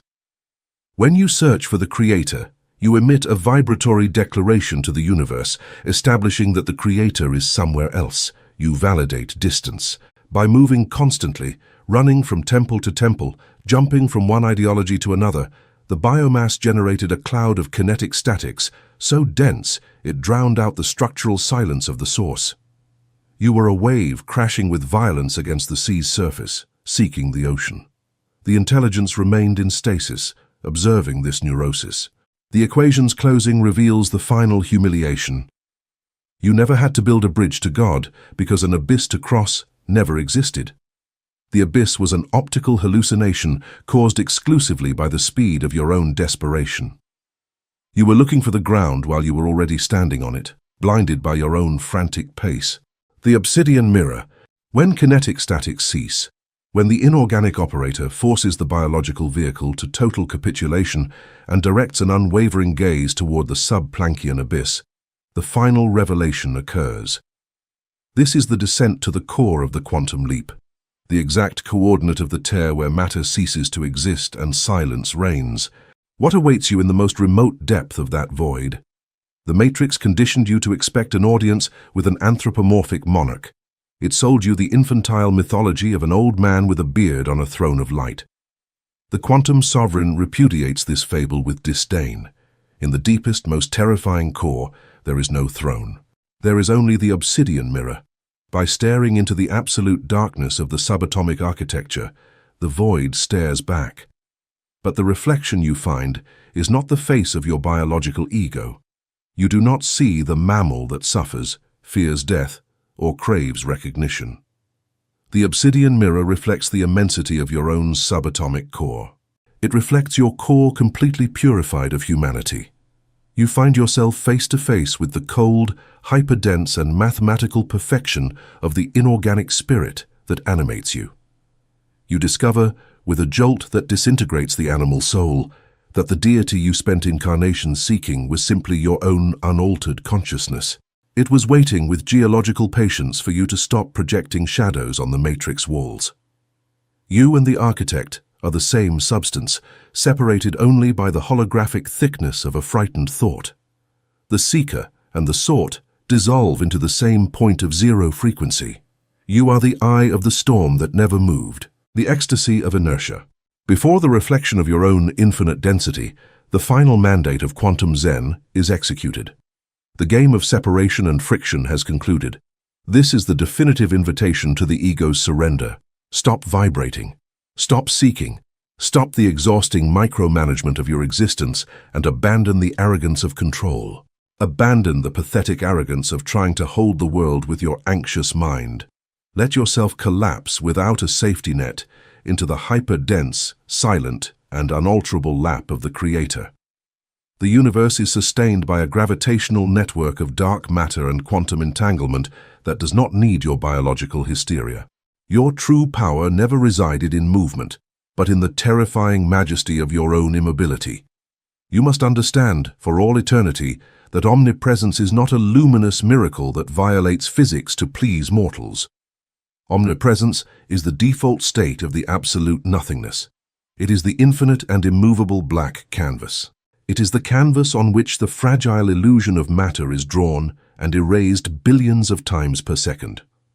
By merging with that nothingness, you cease to be the tired traveler chasing the light, and you transmute into the eternal, inscrutable, and perfect darkness that allows stars to exist.